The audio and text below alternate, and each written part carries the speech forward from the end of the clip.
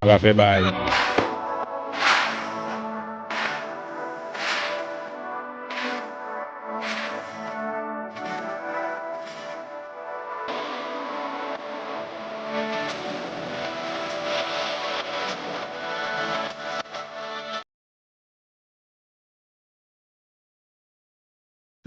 Indeed, we do have a gorgeous, beautiful country in the name of St. Lucia, and we will not allow anyone to make it any different.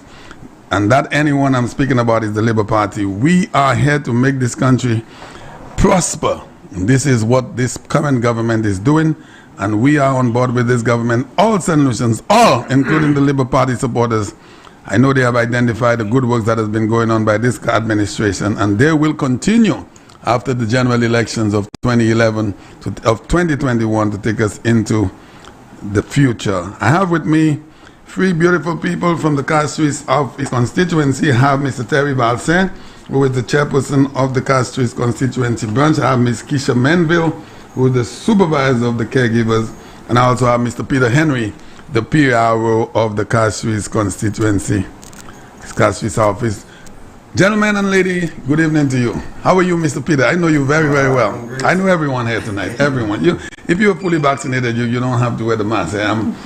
We are social distance, so it's okay if we could take the mask off. I know we're trying to be extra careful because the virus is still around, it is still dangerous. How are you doing, Mr. Henry? I'm fine, I'm okay. You look like you're okay. You look shiny. Yeah. Well, I know the reason for that. The Honorable Guy Joseph has made Castries office one of the best constituencies. Whenever you're in Castries Southeast, and then whenever you're in Castries Southeast, yes, sir. The United Party is in power. That's right. Castries Southeast is alive. That's right. Especially with Honorable Guy Joseph in power in the driver's seat. Yes, sir. So he makes sure that he take care of things. He cannot do everything, but because it's a process. As life goes on, as he works. That's right. Yeah, because God took 6 days and he rested on the 7th day. So you cannot do everything if God himself didn't do everything. Exactly. But as you can see, you cannot open your mouth and say that Guy Joseph is not a worker. That's for sure. He's in the driver's seat for sure. Thank you, my friend. Mr. Valsain, good evening to you, sir. Good evening. And you're very familiar to all of St. Lucia, and all of St. Lucia is very familiar to you because you're a prominent figure in the Castries Southeast constituency. How long have you been the chairman? I've been the chairman as long as Mr. Joseph has been. so we are riding side by side. Yes. Yeah. So you're on your third term. By your third term as chairman in Castries Southeast. Yes. And I would like to say good night to the residents of Castries Southeast and the people of St. Lucia and all our listeners in the diaspora around the world listening to Castries Southeast. I would like to apologize for your favorite speaker, Mr. Honorable Guy Joseph, who's running a bit late, but he will be with us shortly. So even if he's not there yet, the show will go on. That's and right. You still will not miss out what you have been getting every Monday. So even if he's not there present in person, but the zeal is still there in the Castries Southeast Basin. That's right. Yes. I'm happy to hear that. And we have Ms. Keisha Menville. Is that I said right? Menville or Minville? Menville. And she is the supervisor of the caregivers of Castries Southeast. How are you, my lady? I'm fine, thank you. You look very nice. I remember seeing you on the opening of the bus shelter at Fore Road, or how they call it there, Fore. Yes, I did not recognize you. You seem to be getting a little more pretty every day. How is everything in Castries Southeast in regards to the caretakers? Talking about those that are getting... Actually, well, you're the caregivers, but I was saying the caretakers. Oh, you mean, okay. Yes. How are they doing? How are they doing based on what your community is people being are kept telling you? clean, so it's going okay. It's good. Okay. All right, beautiful. I want to start with you, Mr. PRO. I don't know who gave you our shirt. Apparently, you seem to be one of the Sky FM. One of the Sky FM. The Honorable Guy Joseph last week came with a shirt similar to this one, and now I'm seeing you have one. So there's something going on. So I have to find out what is happening if we have people, staff members on the outside. But then you don't have the logo, so I think you're all right. The best comes from Castries Southeast. How is your work? How difficult is your job in the Castries Southeast constituency as the PRO. What do you have to do in such a large constituency to make sure that you get the message out there for the Castries Southeast constituency branch? It's difficult because, as you know, Castries Southeast is a wide community.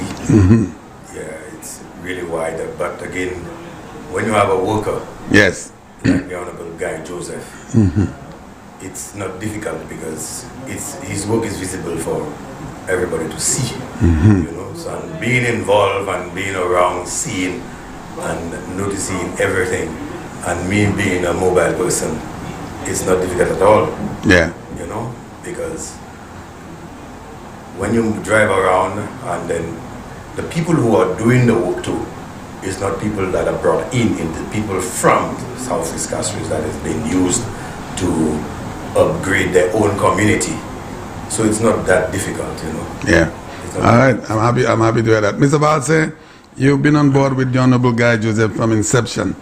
And how have you seen the representative or the rep grown over the last few years? Well, what must I say that as much as I've been around Mr. Joseph from inception, and you could balance it off. As much as I was young at the time, yes, but I've been following politics. So you're not young anymore? You're much younger. Okay, great. I've been following politics from inception because I grew up in a Flabo family in the time of Morocco. I remember as a little toddler and whatever. And politics is something which I always love. I always had a passion for politics, and I've been following. And you could see where Castries Southeast was to what it is now. Yes. You watch the transformation, and if we could take it community by community, I will start from Forest here. I remember you could have seen the state of the road, where now watch the condition of the road, watch Fokodra, what the road used to be, the housing area. That's where they had bananas growing there. That's where I grew up. My parents had bananas there also. So that was part of the land acquired. Right. Yeah. So, and going down Forest yet, you have Formalo, which is Geno area. You could see the roads, the road network, the footpaths. And you could take every community bit by bit, and you could see there's a level of development, and there's the touch of Honorable Guy Joseph in those communities. It's not something like you would say, okay, one area is being touched and another one is not being touched. Right. Every area is being touched. But as anything else, if the demographic of our constituency, you would find people might say a lot of things are happening in Bexon area and the environs. Yeah. Bexon is an unfortunate community. Also, it's a fortunate community. Because of the flooding, you find that the DVRP project, out of all the communities, Bexon was the area that they had to focus on in order to mitigate the flooding in Bexon. That's right. Now, as much as that was one project by itself, then we still had to improve on the livelihood of the people by giving them proper footpaths, water system, whereas before you find people would run about 20 lanes, 15 lanes of spaghetti lines. But now you have 2-inch main going through the community where they do not have to spend so much money on buying pipes from the main road to the homes. So you could see Bexon have gotten their fair share, Bexon Mark area fair share of development. And if you go in Bexon presently, we did the VRP project, you have the CDP, now you have the Proud project going on both in Bexon, in Sarot, where footpaths, water is being brought to the people's home. So no longer would you find people have to go through truck and mud. So how has the candidate, the rep, from 2006 when he just came in as the parliamentary rep, how have you personally seen him grown into being the representative that he is today? Because he's a shining star, he's a beacon. How have you seen him, the transformation from 2006 up until today? What have you noticed? What have you seen for him becoming this great individual? What I've noticed is that he has the passion to work more. Okay. The more he see things are not being done, Yes. the more he wants to do. Yes. And what he have realized that taking what he was restricted. Remember, he was only able to spend one term in office. Then we were kicked out of office. Yeah, leave it there. Yeah. We were we lost the election. We lost the election. So at that time, when he came in, basically it was like a new kid on the block. Yes, exactly. So he did not understand the fully operation and what some other people demands were. Like he always said, give me an opportunity. Now and later on you will see what I'll be able to unfold. But remember, he had been around politics prior, because Yes. he was around the Yeah. Labour Party camp with Mr. As Melissa. much as you may be around politics prior, Yes, yes. some of the things and some of the needs of the people, Yes. and you will not, sometimes it will not sink in, because remember, you're Yeah. not the parliamentarian. But when you become the parliamentarian, you give the people the listening ear. Anyways, hold your thought. Let me introduce the minister. St. Lucia, the minister, the Honorable Guy Joseph. I don't know what they took, if they had a private jet or helicopter, but he's... Because when he called me and he said he's on the way, I thought they were coming from the south. But he's here with us in studio. Mr. Minister, good evening to you, sir. Good evening, Champagne, and Yeah. good evening to listeners. You know, if it's Monday night, I'm going to be here. Yes. I wouldn't say what time I left Viewport. I'll just say I'm thankful. I'm happy to be here Yes. tonight, and I welcome my team, or part of my team here, with the chairman, the PRO, and the person in charge of our caregivers. Right.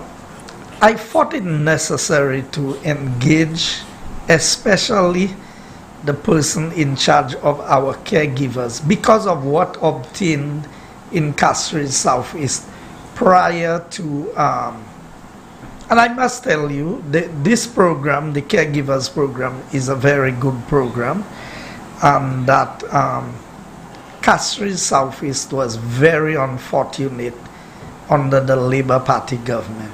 If I recall, there were about only 2 or 3 caregivers who were from the Castries Southeast constituency. And when we talk about discrimination, when we talk about victimization, because I was in opposition, so many unemployed people in Castries Southeast. Can you believe that people who are being cared for right in Forest there was coming from Castries East, and I'm talking about Bishop's Gap and Marsha and these places.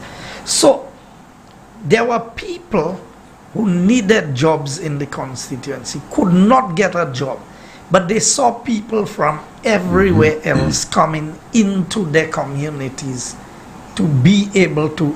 And when UWP came into government and we introduced the caregivers program, or we continued with the caregivers program, we were able to select a supervisor who has a passion for caring for people and who has developed a very good relationship. How many caregivers do we have? I was about to ask that. 45. Wow. 45 caregivers. Now, I can tell you, Champagne. And Mr. Minister, you're saying there were only 3 from 2011 up until 2016? Yes. From in all of the in Forest, yeah? No, the whole of Castries Southeast. The entire Castries Southeast? There were 3 caregivers who were from the constituency. There were more caregivers, but they were not from the constituency of Castries Southeast. We had fast ancillary people from... Yes. So when the Labour Party presents themselves as caring and loving and being there for the people of Castries Southeast, the people of Castries Southeast knows that this is not true. We have the second largest population constituency-wise. On our voters list is 13,000 something. Yeah. 14,000. Yeah. But that was in prior to 2016.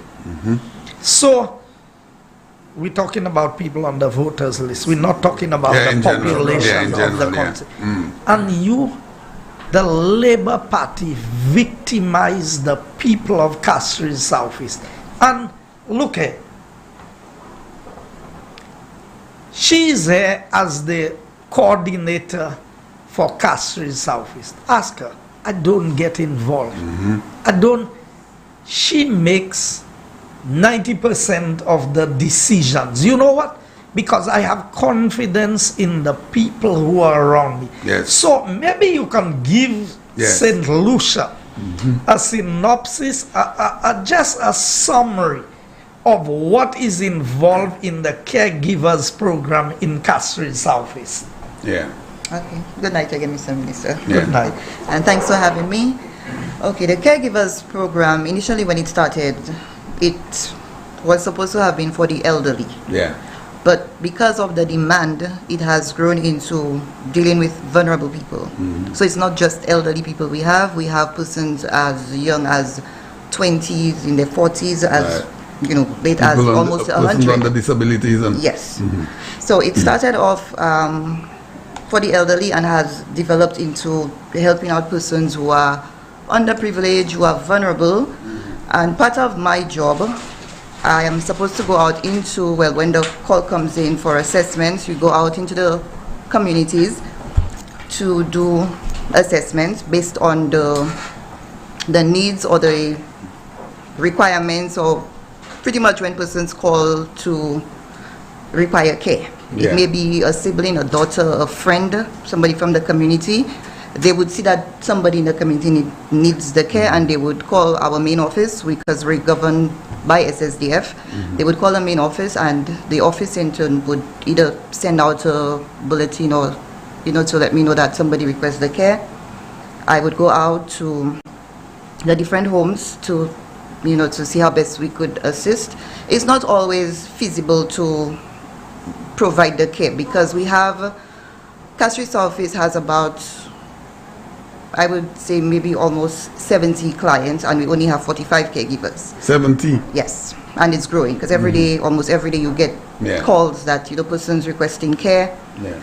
And it's not, I want to help everybody because when you go to the different homes and you see the conditions after doing an assessment, you want to know that you can help somebody, but it's not always easy to do that.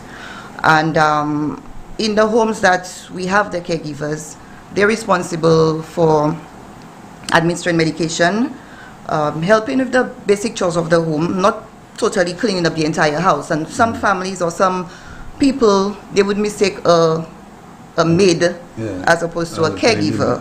And this is one of the areas that is a little ticklish because you find sometimes it causes a chaos with our caregivers and the families in terms of what the families want them to do as opposed to knowing their job description, because each caregiver... So that's a good... I'm sorry. So what are the job descriptions that the caregivers are supposed to provide? What are their jobs? What does the job entail?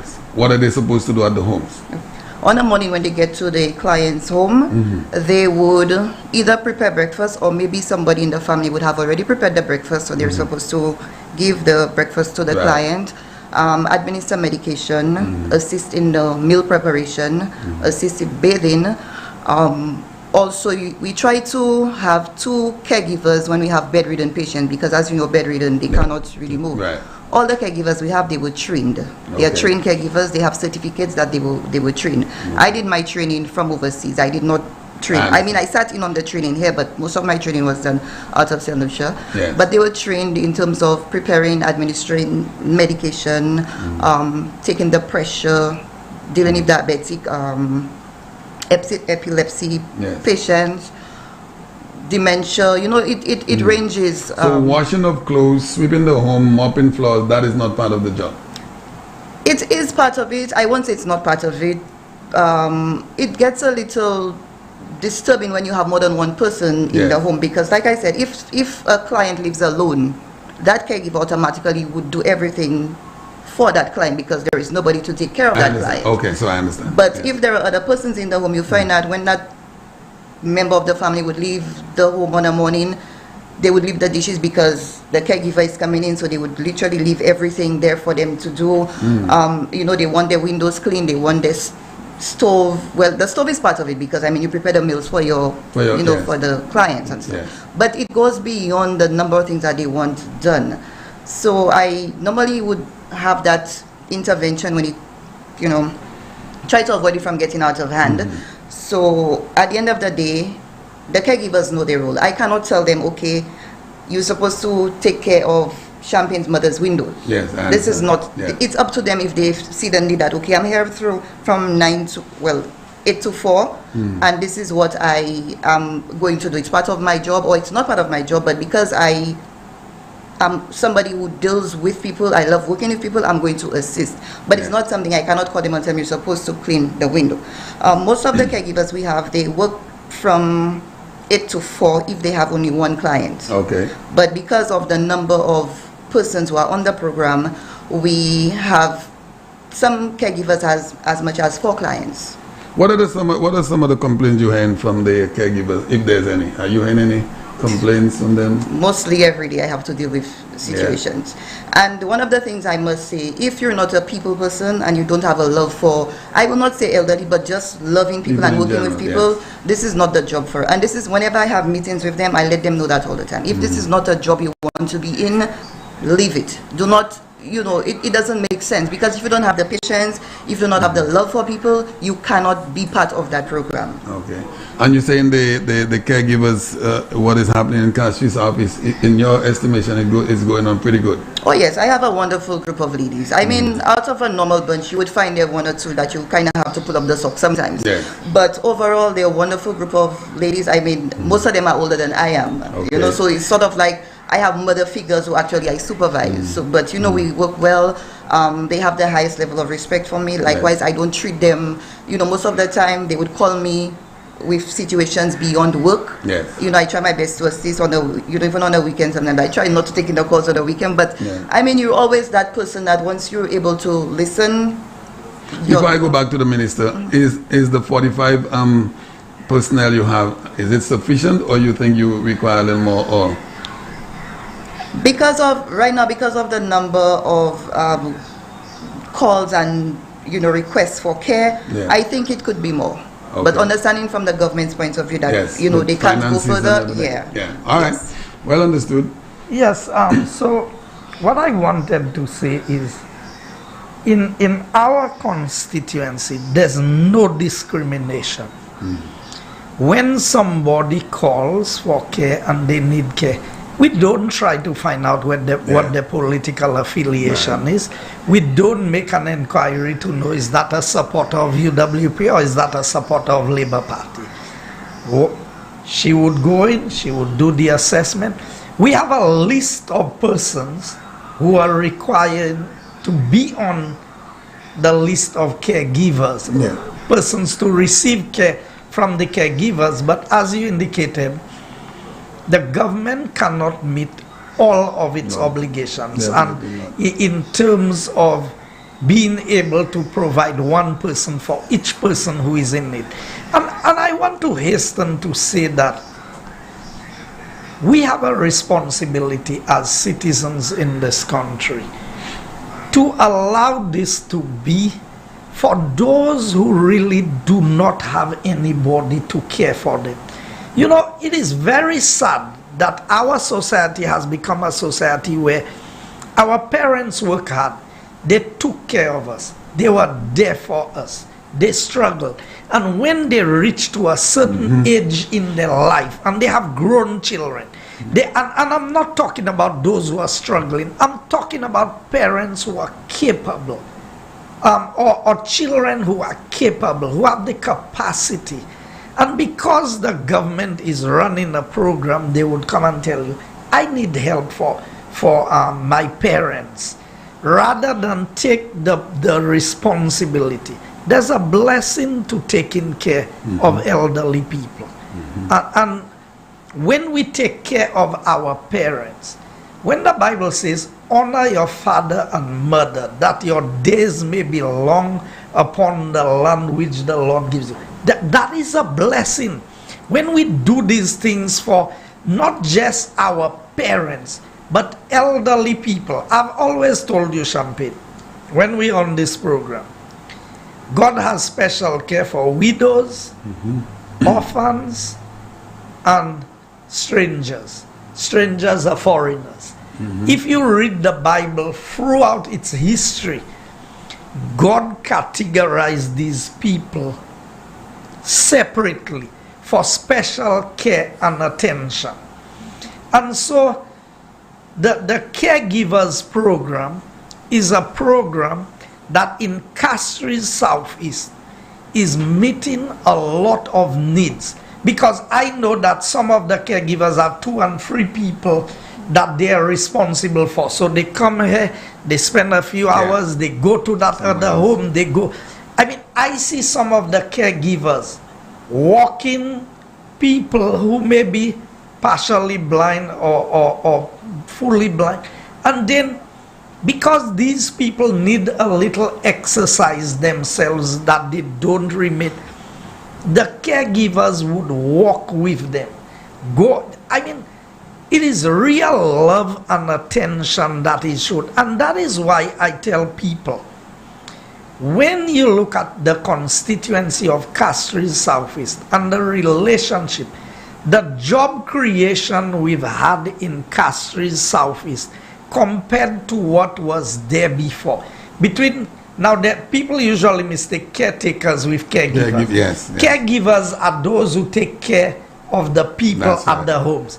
Caretakers are those who clean along the roadsides and the drains and the verges and these things. Between these two groups, how many caregivers, how many caretakers do we have? 52. We have 52, and we have 45 caregivers. That is already 97. So Castries office has a specific set of caretakers? Yes. Outside of the step, well, not the cleanup campaign? Yeah. Oh, I didn't know that. We have caretakers. I know there's one in the valley, in the Denby Valley, has a group of these people. Who maintain, no. But we have the council now that has its own set of workers. Oh, that's something separate. Yes. Okay. And all of these jobs have been created. Look, the market we are building down there is going to create another 20 or 40 jobs based on how many. But we have the PRO here. Yeah. The PRO. I have known Mr. Pitt for many years. Yes. Mr. Pitt was in the politics before me. Right. I think from the time of Gregory Avril or before. Maroc. Okay. Yeah. And he has been a staunch supporter of the United Workers' Party. Yeah. He is one of the persons, and I know he has seen the progression. He has had the opportunity to evaluate all of the parliamentary representatives that we've had in Castries Southeast. Yes. And maybe we can allow him a few minutes to highlight the representation that he has seen in Castries Southeast throughout the years. So let me help him out there. So Brother Pete, I know I can see you, but you so try to come a little closer to the mic. Yeah. Yes. Now, based on your political involvement, and you stem from Maroc. Maroc did the best she could during her tenure, and then we had the Mr. Avril and the other people. But give St. Lucia and the world an idea of what you have seen regarding Mr. Joseph in the constituency of Castries Southeast. Well, when it comes to Maroc worked on, she did 1, 2 things, likewise Gregory Avril. But there's a turn when it comes to the Honorable Guy Joseph. Yeah. A complete turn. Yes. Yeah, because you could actually feel his representation. Yes. Because in the days of Avril, it's like, okay, Avril there, he does 1 or 2 things. And likewise Maroc. But when it comes to the Honorable Guy Joseph, you could feel the vibe, like like when it's like mommy goes to town, and when she comes and you hear the vehicle stop. Yes. When you hear the vehicle stop, you head to the road. And it's an all-around representation, not just in Forestier. No, it's or everywhere. Total. It's like when Mr. Joseph is in a position, Castries Southeast is like a standstill. He tries his best, but when he's not in government, it's like a standstill. But when he returns to government, it's like the engine is on again. Yes, a diesel engine. You have to crank it, and then when it gets started, it doesn't go out. It's just moving. It's moving in every quarter, everywhere. No discrimination, nothing. Because I myself sometimes. I like that word. I like the word you use. I'll give it a bell on that. No discrimination. No that is important. Because the reason why I said no discrimination is like Mr. Joseph is in his office and he moves around, but I am in the constituency, openly seeing and hearing everything. What I will hear is not what he will hear. Right. But I try my best not to discriminate either, being the PRO, because I actually could hear the labor supporters and what they would say. They would even say it for me to hear. And to me, I will just ignore that. And these same people, I can see them in Mr. Joseph's office. I was about to ask you that question. Sorry. The Labour Party supporters, when you hear them, not in terms of them supporting the party, in terms of the development and the works that is going on in Castries office, what do you hear? Not based on their party or their support of their party, based on the development or the works that they're seeing. Well, to be honest with you, when I speak to those guys, not all the Labour Party supporters, that is stupid, some of them, not all, but I speak to everybody, and those I speak to who has understanding, because all of them are not the same. They are quite happy with the work of Mr. Joseph. Yes. Because I spoke to one, and he even said, okay, he even said that he know that Mr. Joseph is doing a good job, but he cannot see himself voting for UWP. So I told him, but I cannot understand you. If you need representation and you are getting representation, you should pay somebody for the works in which that he's doing, you know, and so forth. But to be honest with you, it's just a few. But the thing is, I am very happy that he is not discriminating, and he doesn't like any discrimination neither. Neither from the group, from us. So we try our best. I myself try my best not to hear anything that they are saying, and then I can see those same people in his office, and then you see them being occupied working. So there is no discrimination in Castries office. So how well do you know the constituency of Castries office? How would you say, do you know all of Castries office very well? All of it. I born and raised there. Everywhere. Everywhere. So I drive around. Yes. Yeah. So you're seeing something happening in at least 90% of the entire constituency. Is that a fair statement? Yeah, 90%, I would say 98%, more than that, in the entire constituency, you know. Wow. Let me tell you that. Wow, boy, we need to ring the bell on Let that. me tell you, Mr. Joseph have touched, I could say, 99.9% of Castries office. Though Wow. it is a wide community. It is definitely I'll wide. tell you, if you go around Castries office, you understand, if you go around Castries office, you could say, wow, this is a big community. It is. But if I take you with me, and I tell you, okay, come let me show you the projects that is being done, area after area after area after area. You have to say to yourself, whoa, how is all of this going on? Yes. And how is all of that going on? Because even he himself, the amount of work that is being done, that he's not even aware of where they are and stuff. Because what we do, we are the ones who work with him. We know where the projects are needed. Yes. So what we do, we go and we look around if there is a need for a footpath or a step up a hill and so on. Because you know, we raise as youngsters, sometimes you know, sometimes you go to town, you have to go with 2 shoes. Yes. Or you go with a boots, or you walk down the hill, and then when you reach on the hill, you have a piece of cloth and a bottle of water to wash up again and to tidy up yourself to go to town. How many areas, if I may go to the chairman, would you identify, Mr. Chairman, that still has that situation where persons would have to take 2 pairs of shoes in Castries office, one to get through the mud and one to after they get to the main road? How many, is there any area or community in Castries office that still goes through this situation? I think only one. It was just brought to our attention recently, and we are already dealing with it. Okay. And it's kind of remote, because listen, Castries Southeast has 33 small communities. Wow, 33. 33 That's small a lot. areas. And out of those 33 small communities, sometimes people have created another little village within another community, yeah, exactly. which you are not aware of. And as the conversers were going around, alongside Marigo, if you realize, part on the one side of Marigo is south and one side is south. Yes.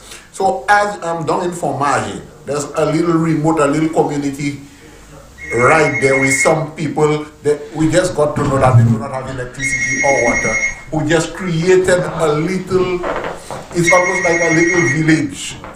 So presently, we're trying to deal with that situation. But apart from that, everywhere in Castries Southeast basically has footpaths where people do not have to walk with 2 pairs of shoes anymore. So anywhere in Castries Southeast, if you see that, is somewhere that remotely some people just decide to form their own little community among themselves, unknowing to us. Yes. And once we know that, we try and deal with the situation immediately. And that has been addressed. And and that's the thing about it.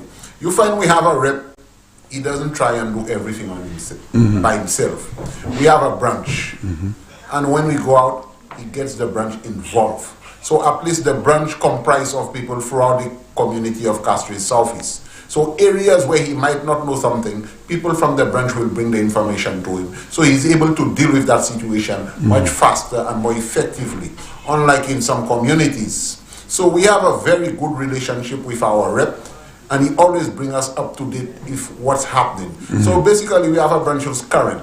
Yes. You will not, if a project is happening in the community, and probably a branch member doesn't know, it might just be an oversight by one of us. Right. Because we are in constant dialogue when it comes to project in Castries Southeast. If he starts something and I doesn't know, it might just be an oversight, but later on I would get to know what's happening. So it's a two-way street thing between us and the branch.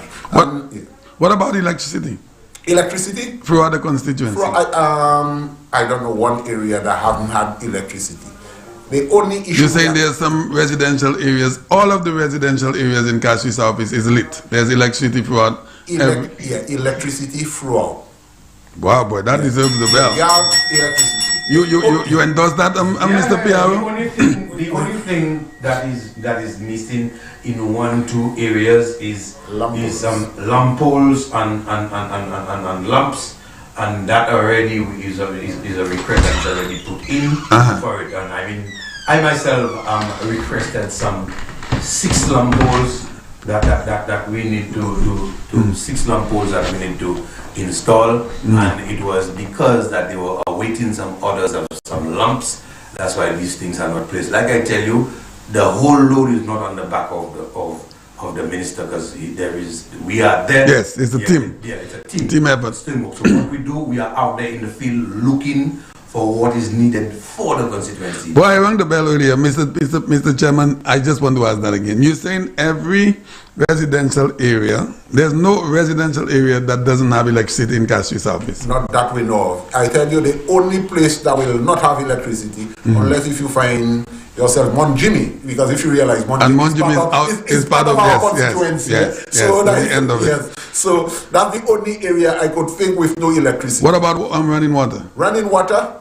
Everywhere has running water. What we may not find, there might not be a 2-inch main going to the resident. They might have a few spaghetti lines. Yes. Yeah, but actually there's one area in Wavin Poisson, and presently we are dealing with that situation in getting the pipes done, so that people do not have to find themselves running so many spaghetti lines in those areas. There's one small area between Mac and Forest there.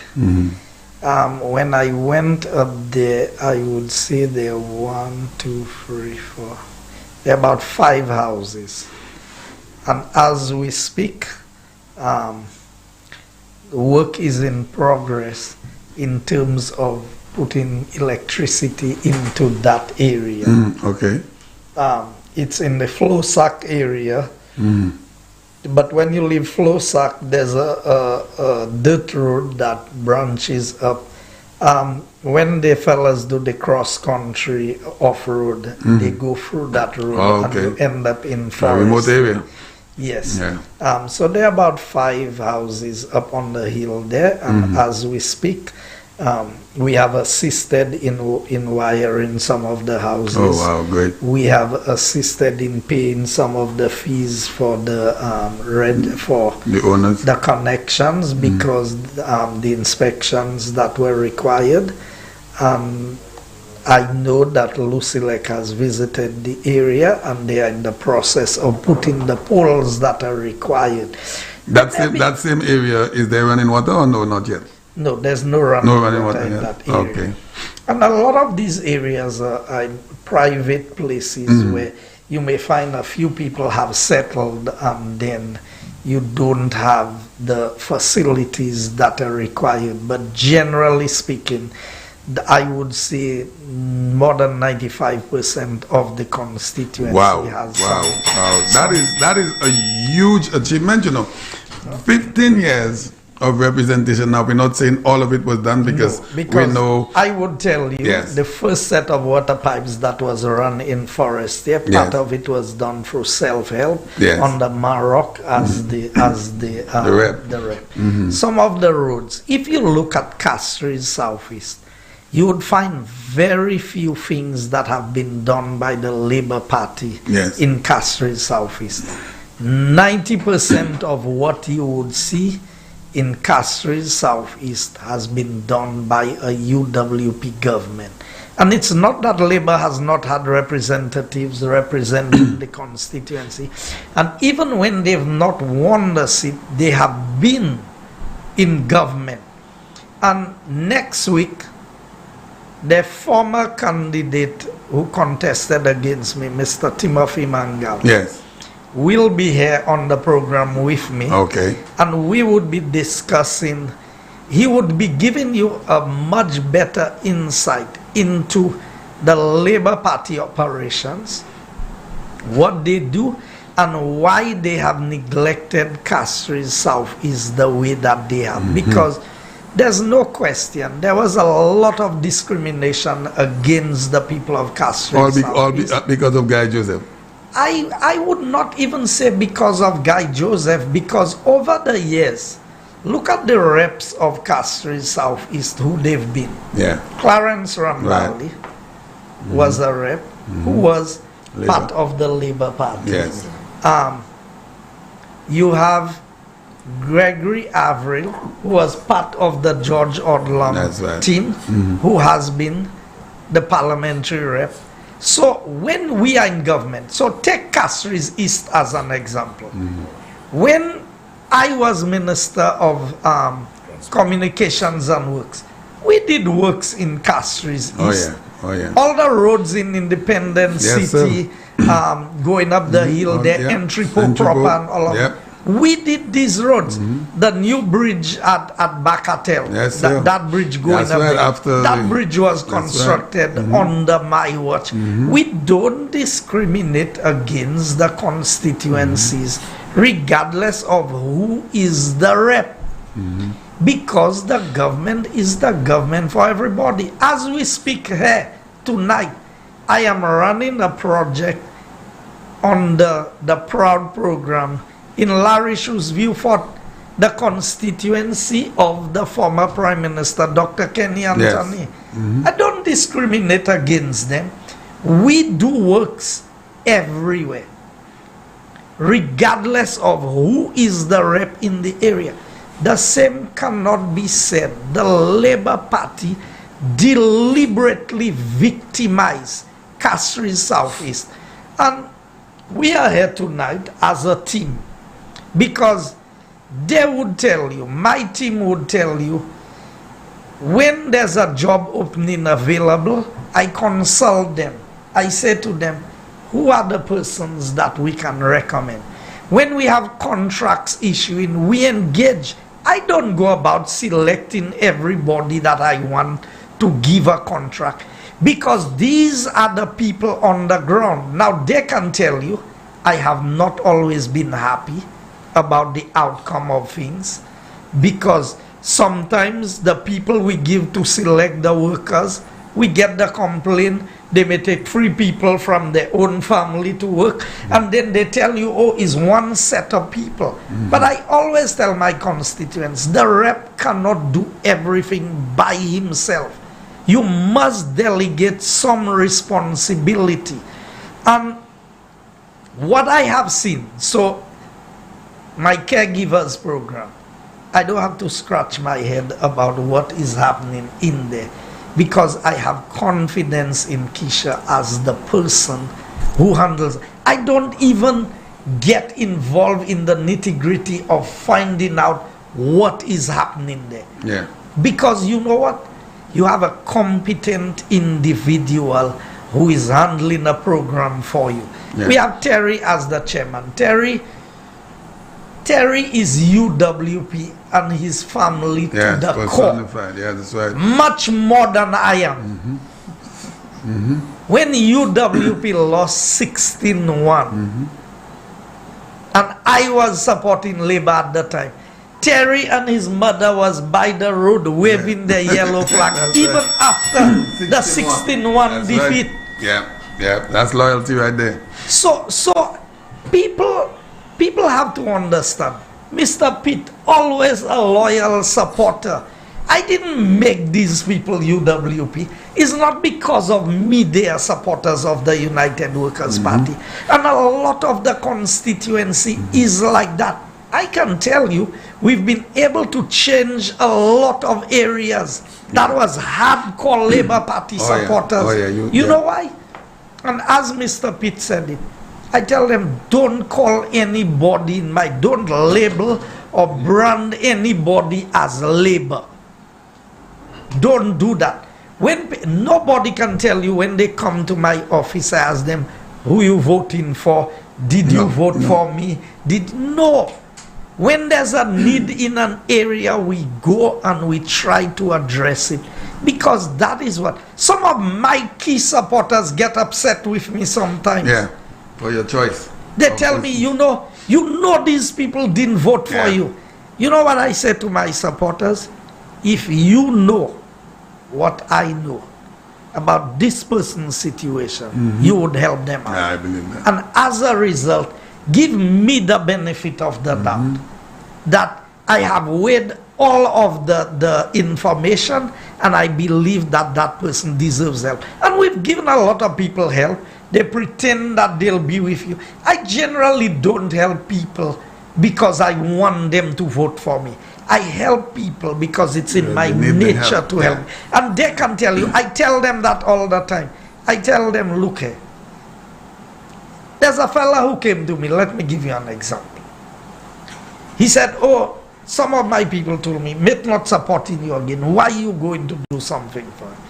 I said, but if he supported me for 2 elections, and the last election he didn't support me, and I've not done something for him for the last, so why can't I do something for him? At least to make up for what I didn't do before. Right. Now we're not leaving you out of the conversation. I hope you're not. So I just want people to understand, and I wanted to come to that. Castries Southeast, and I have the book right here with me, Champagne. Castries Southeast, according to the record of 2016, had a total of 13,000 something votes. Now think of that.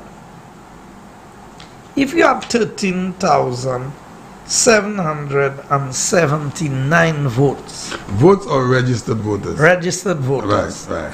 Registered voters. You're telling me that Labour Party cannot find one person in Castries Southeast to run for them to represent the constituency? But I thought they had one. Oh, the one there now. He's not from Castries Southeast. Oh, you're saying from someone from the area? Okay, from the constituency. What I'm saying to you is, look at the historical record of the constituency of Castries Southeast. And you would find that the best reps for the constituency have always been in the constituency. Now, everybody here knows where I live. Every one of them have been to my home. Why do you think the Labour Party has consistently been spreading the propaganda, the lies, that I don't live in Forest here? Yeah. She can tell you she had a function recently. She needed some chairs. She called me. She came to pick it up at my home. They know you live there because they were planning to come and bid pan by our home. So that means they are aware that you live in Forest here. But you see, the Labour Party will deliberately use misleading information to cause people. And I tell you, I see supporters of the Labour Party. They see me every morning, every evening. They see me during the day when I'm in the community. They know my home. They pass by my home. Yet still they would go and post on social media that I don't live there. Some of them took pictures of my house and put it on the internet and put a for sale sign on it to say that I'm selling my house and I don't live in Forest anymore. Why would these things are not even laughable, and that is very, very sick. It's sickening. No, Sickening. these you have to understand. These fellas in the Labour Party are a set of sick people. Yeah. They need help. It is sickening. I mean, they said they were coming by my home yesterday morning. I got a couple of phone calls. That's as much as I would say on that. Yeah. But I tell them, they tackled me in the church. I always respect God's house. Yeah. I would never do something in God's house to bring a curse upon myself. Yeah. Because you see the things of God that are sacred. Anybody who understands that. And I like to use my Bible reference. When Saul wanted to kill David, and David was running for his life, and Saul was looking for him and his band of soldiers, when they came to a point where Saul was sleeping and David got close to Saul to the point where his servant asked him, will you spare his life? I mean, he wants to kill you. And David said, you cannot touch the Lord's anointed. That is for sure. He cut a little piece of his cloak and he took it with him and he went up on top of the hill and he shouted Saul down in the valley and he said to him, look here, this is what I have. Here's the evidence that I was close to you and your life was in my hands. And because you see in church, you see the vessels that are dedicated to the service of God. You remember if you read this book of Daniel, yes, you'll see where Belshazzar had the feast. Yes. And he went and he took the sacred vessels yes, from the house of the Lord, well. And the handwriting came on the wall, mini tikel you fasit. Yes. You have been weighed in the balance and found wanting. Your days have been numbered. Yeah. Because the things of God are sacred.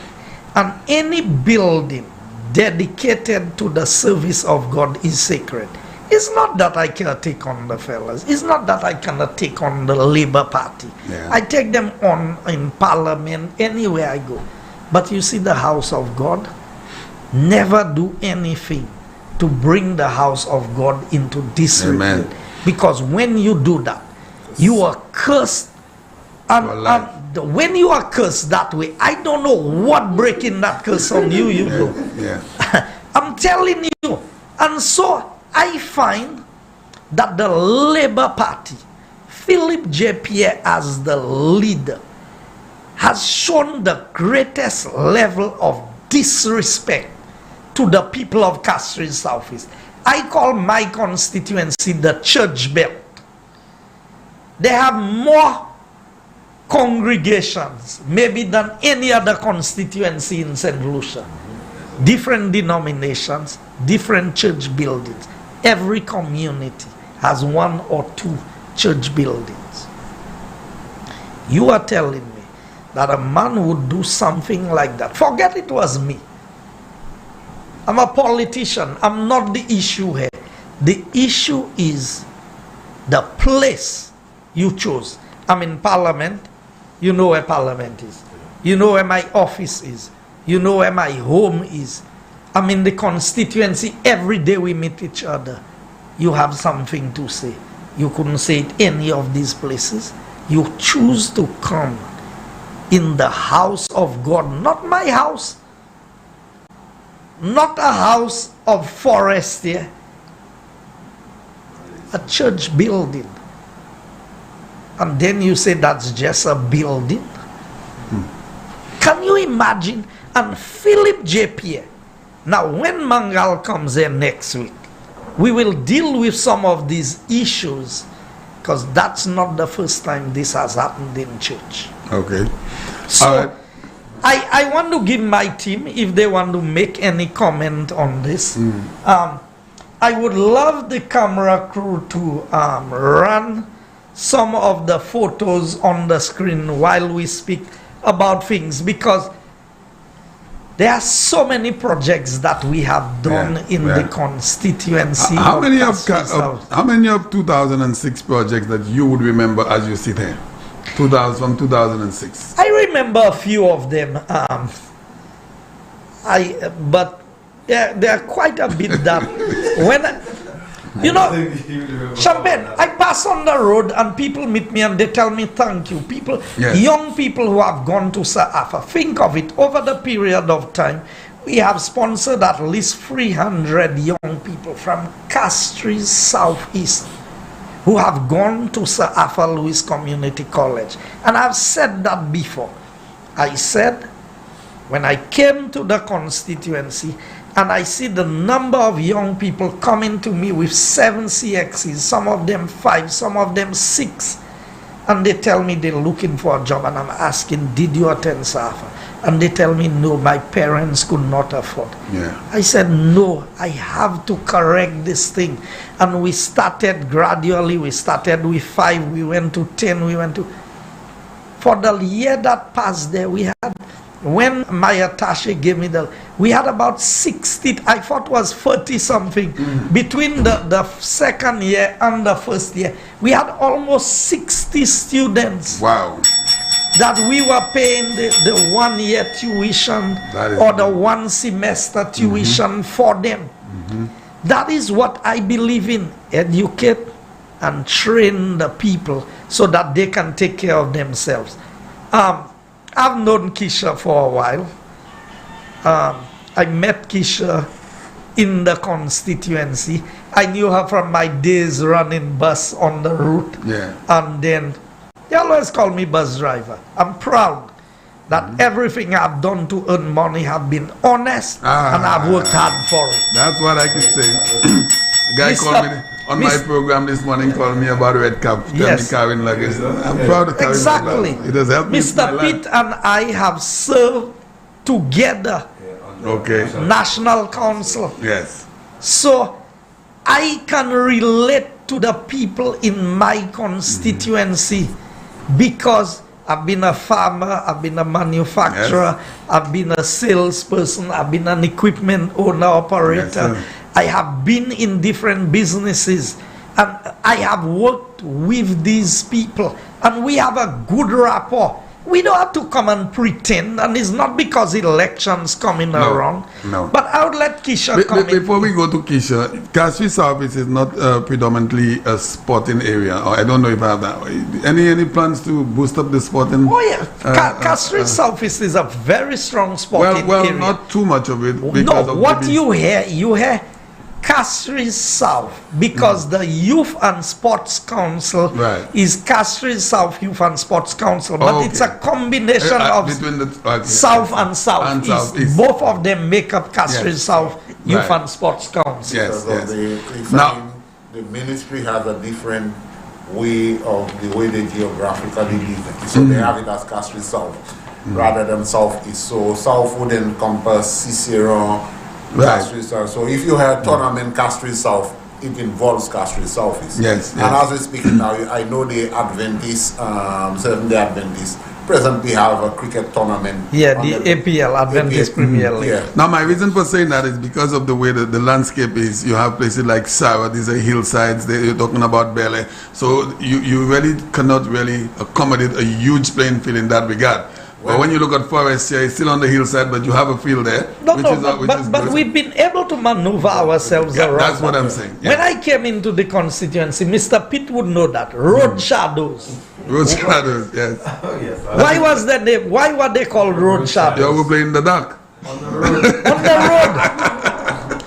They have no facility. Yes. And that was one of the #1 cricket teams around. Where was that, in Forestier? No, from Badney. Badney, okay. That is how we ended up building the court in Badney. Oh, wow. We had to create a new model. Yeah.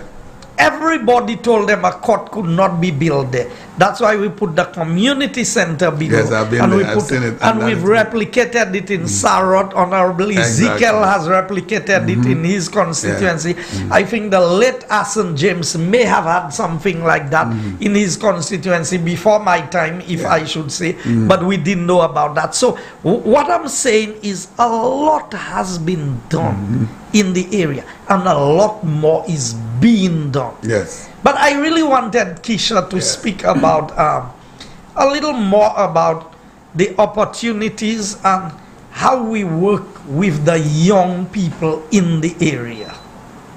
I have to keep turning it back and forth because it's very chilling there. Yes. Yeah. Well, I didn't have to ask you the question. The minister already did. What has your experience been with working with the young people in the constituency? It's very good, actually. I love working with young people. I think the passion I have is with children and with the elderly. It has been a really good experience working with them. And the fact that somebody could, probably walk up to you and, ask you probably a little advice or something, it means that you're doing something good. So it's been a great opportunity working with the young people.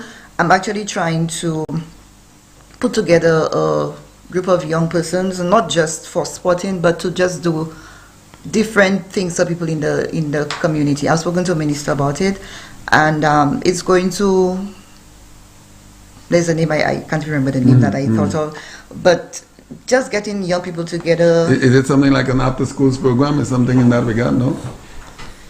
It kind of entails after school, but more assisting persons out, who needs help. Because most of the time, I have realized that assisting does not necessarily mean that, okay, minister, there is somebody who needs a footpath, there is somebody who needs a wheelchair, there is somebody. It can be just a basic that, a human being can do to assist somebody. Yeah, but the young people in particular. What, so just going out with them, probably just sitting, going to, because one of the things I've realized that when I go to visit, the elderly, they don't really want anything much, just the fact that they want to tell you the story of when they were, working on the roads, or when, it kind of gives you that upliftment that you could actually sit with them, they have somebody to speak with, whether young or old. I mean, it doesn't matter. Once they feel comfortable with you, they would engage in a conversation. So one of the plans that I have is to actually go, take them out into the communities where they can assist one way or the other, because what you find, our caregivers, they work from 8 to 4. Some of them work in one home from 8 to 11, 11:30. They have their lunch from 12 to 1, and they move on. That person is left alone most of the time until somebody comes from work, probably 6, 7. During that time, there is nobody there with them, sitting, doing a little reading, just to be there with them. Any of the clients, or is it fair to say patients? Are they patients? No, they're clients is a better word. Yeah. Do you have any of the clients that live all alone night and day? Or let me rephrase that: are there any of these elderly folks that don't have any family member that live with them? Do you know of any? No. There are. It's okay. They have family. Like someone that doesn't have anyone to live with them. They have family, they have siblings, they have children, but at the end of the day, you could say they're alone. They're all alone. Because I think and I say that all the time, even when I have meetings with my staff and with the families, I would say to some of the families, if government decides today or tomorrow that this program is not necessary, what is going to happen to your family? Yes. Because it's like they totally just leave everything for the caregivers. Yes. They don't want to, nothing, medication, doctors, clothing.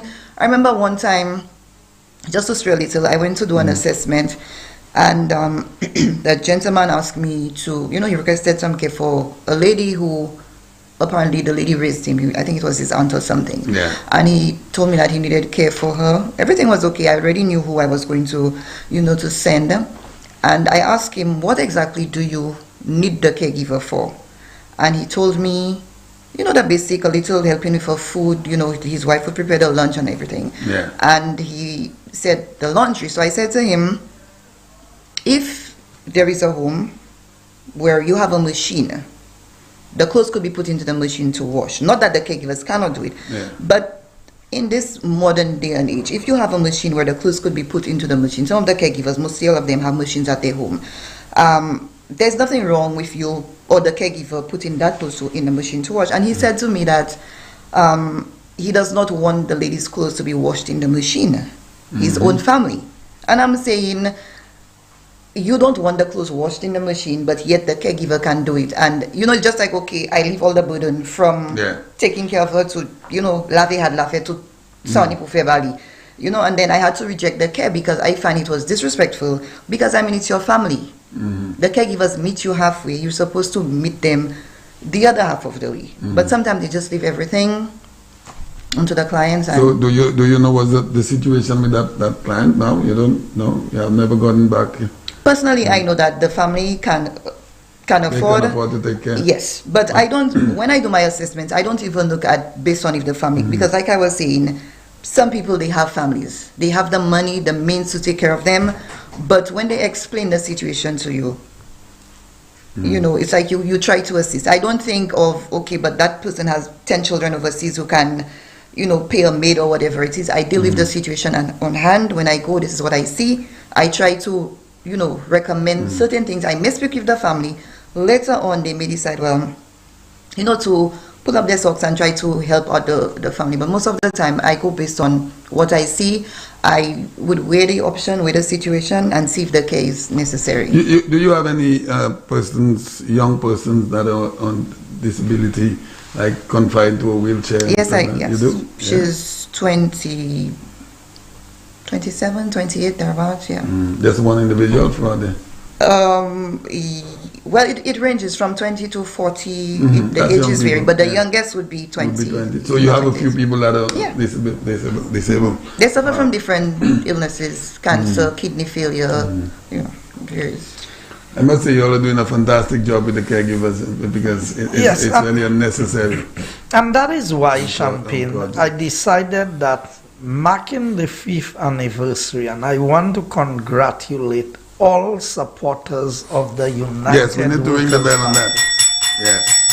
All of the people who came out and supported the UWP in the last election. It is amazing that the Labour Party was going around and making noise. They were actually celebrating their defeat. Yeah, their defeat. I've never seen that. Can you imagine that these fellas are going around and celebrating their defeat? Now, I don't want to overly involve Miss Keisha in the politics.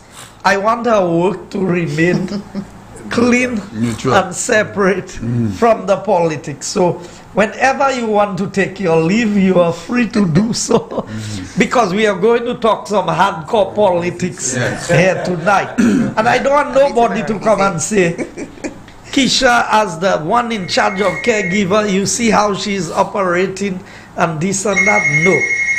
I want it to be that everybody is clear that the work you are doing is not political. You have your preference, you have your party, you have who you support, but at the end of the day, I am proud of the work that you are doing. I am proud of the way you handle our caregivers in the constituency. And I can tell you, even strong supporters of mine Champagne, if they are not doing what they are supposed to do, she will put them straight and tell them, look, you cannot go to the minister and tell the minister, oh, I'm your supporter. And you have a job, do your job and do it right. That is how we operate in Castries Southeast. So I want to assure the people of St. Lucia that Keisha coming on the program tonight is just to highlight the work that is happening in Castries Southeast. Is not to make caregivers political. That is not our intention, but we've done a lot of good work. I am proud of what she has done. I am proud of every caregiver in Castries Southeast because they go beyond the call of duty. You know how many of them take soap, they take things from their home, they buy things from their salary to help care for these elderly people, these people who I need. Sometimes I can tell you, when they go and shop for their groceries, they make a parcel to come with to help out these people. And so I really appreciate not just Keisha, but all of our 45 plus caregivers in Castries Southeast. So I would ask Keisha to give her closing remarks. Okay, thank you, Minister. Thank you very much. Thanks for having me. I would like to again thank our caregivers. I know they're tuned in, I know they're listening, and I would like to ask them to continue the great job that they are doing. Continue to be humble, continue to be proud of what you do, and again, being a caregiver is not a job about money, but about humanity and taking care of people. If you don't love people, this is not the job for you. And I would like to thank them again for being a wonderful team and for making my job easier in terms of supervising, and also the families. They're very wonderful group of individuals as well, not just the caregivers. They make my work much easier, so I'd like to thank them. And thank you again for having me. It was a pleasure. Okay, Mr. Champagne, thank you. Yes. So I'm going to exit. Thank you, Keisha, and I'm happy that you're getting out of the kitchen before it gets too hot. Senator, let me announce the Honorable Prime Minister. Tonight I have surprises, and I don't even know where they're coming from. Mr. Prime Minister, good evening, sir. Good to see you. Good evening, Champagne. How are you? I'm doing good. I heard that you couldn't sleep yesterday. You had some noises outside your door. Oh, man. Good to see you. Very good. You know, I was looking for my breakfast. Someone had a frying pan. Well, I thought the man had a pan and stuff like that. He was bringing me some sauce and some boudin, but typical labor.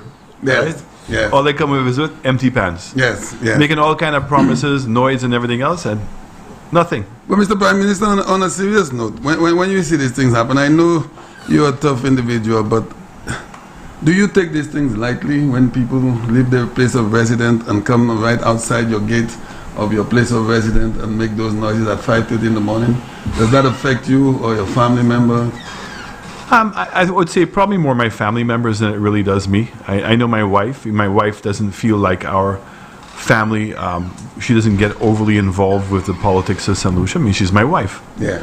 You know, and my kids are home and stuff like that. But, I would say to you, Champagne, that we're very committed to building a new St. Lucia. Yes. And that's my singular focus. I understand. And I certainly strongly believe in a democracy. And persons can extend what that democracy means. In that manner, Mr. Prime Minister? Well, look, this is the head of state, Mr. Prime Minister. Yeah. I mean, I know you're more, I'm going to use a word there, and maybe you're more ghetto than a lot of people that's from the ghetto. And I'm saying that based on your bringing up, the way you brought up. You were in Marchand at the court. You were in the gardens. There are a lot of parliamentarians that would not go into those areas. They would never venture into those areas. Now, I know you're a tough individual, but when someone comes to the place of residence of the head of state, not that he was on your compound, but right outside your door, and we knew that's where he was aiming to be, and he was there. That should be taken into consideration and handled in a different way. Look, there's a sense of desperation on the Labour Party side, and instead of really offering the people of St. Lucia a vision and a plan of what they're going to do, they've not. There's this anger that they're portraying and trying to say to people that somehow somebody's oppressing them. Okay? Nobody's oppressing anybody in this country. If anything was oppressing people in this country, it was COVID. Right? And I think that we as a government have tried... the Labour Party. Yeah. And we've tried our best, right? to fight both. Yes. Right? When we were in opposition, the first thing we had to do is to look inside of ourselves and ask ourselves, what did we do wrong for the people of St. Lucia not to voted and supported for us? Okay, we didn't blame it on the people. Exactly. We blamed it on ourselves. That is true. Right? That is and true. and remember what we said, how do we become the preferred political party of St. Lucia? That's right. Right? And what did it come down to? It came down to education, it came down to healthcare, it came down to security and economic opportunity. I am loving, excuse me, what you just said about us blaming ourselves. I remember in 2012, the first meeting that was held was at Coco Palm. Remember, you remember, every member was there, including those that had lost their seats, and we spoke about that. We never went out to blame any of the St. Lucia citizens, any of the voters. We never blamed the Labour Party. We blamed us. I was at that meeting. Correct. I was at that meeting, and everyone was pointing the finger on this one and who did this and who did that. But not for 1 minute the political leader at the time went out there blaming the Labour Party. Nope. Not once. And we came up with a very clear thing, and we said even if we're going to be elected, it has to be that the members of this party are focused on one thing, right? And we were very upset, very concerned about the standard of living of many people in this country. When we saw the housing in Marsha, Yes. in the Boulevard, in Folachot, so many places in St. Lucia, Olean, you go and see how people are living, and it's not right. No. And the fact is the government has to play a more significant role, but a government cannot play a bigger role if it doesn't have the resources to do that. So the way that the Labour Party had been running the government of this country, in which we were in perpetual deficits, we couldn't even earn enough money. I mean, and there's that very famous saying, something happened. Something happened. Right? And what happened is that eventually now the rope came to an end where nobody was prepared to lend St. Lucia any more money on a long-term basis. And they started borrowing short-term money to do capital projects. Short-term money is to fund cash flow. So if you have a budget and you need things now, you know you're going to be earning tax money, you can take a short-term debt and pay off the debt. I think, PM, we need to put that in perspective. It's not that nobody was going to lend St. Lucia money. Nobody was going to lend St. Lucia money under the Labour Party. Because look at what you've done since you came in. What have they accused you of? They have accused you of borrowing. Yes. But the only way you can borrow is if somebody is willing to lend to you. That's right. You cannot borrow even though you want to borrow and nobody is willing to lend you. How do you get it? So we must understand the equation. The equation was that the Labour Party reached to the point where they could no longer borrow. So no wonder they are criticizing you so much for borrowing, even if you borrowed less than them. And the thing is that we generated, as you know, our own revenue streams. Yeah. You could not borrow any more money on the consolidated fund. Let's put that in a perspective of a person's home. Okay? So your mom works, you're working, you go to the bank takes into consideration the money that the two of you have. Okay? Your child now all of a sudden becomes 19 years old. And if they're lucky, they get a job at Ojo Labs, right? And they get now $4,000 a month. And the son is living in the home. You now have a new revenue stream that didn't exist before. Yeah. So if your son is willing, he could now help and use his salary to expand the house, to borrow some more money. So what did we do? We increased the airport tax. Why? Only 15% of the people using the flying on the planes were St. Lucians. 15%. 85% were tourists. So any tax that you're putting on, it was the tourists who were paying the tax. That's right? right. And we put a gas Now, tax. the more flights you have is the less the percentage of St. Lucians who travel. Correct. Because you have more visitors coming in, so it reduces the percentage of St. So Lucians. we went from 330,000 arrivals to 420,000 arrivals. Exactly. Okay, and it was the tourists. It wasn't more St. Lucians that were traveling to Guy's Point. But the fact is that was $75 US per person. And then we put the gas tax on. And what was the brilliance about the gas tax? And we learned that because when I had discussed it with Guy and we talked about the license fees that were on people for their vehicles. The problem with a license fee is if you don't use the vehicle, you still have to pay the fee. With the gas tax, if you're not using your car, you don't pay the tax. exactly. You don't You're purchase only any paying gas. when you use. When you purchase gas. Right? That's right. And even now, the government of St. Lucia has been subsidizing the gas prices. If we had to let the price be based on the $4 tax that we have, the price would be $14.95. But we know the minibus drivers who have been making a tremendous sacrifice themselves in only having to carry 10 people. All right? We couldn't do that to them. So we reduced the tax.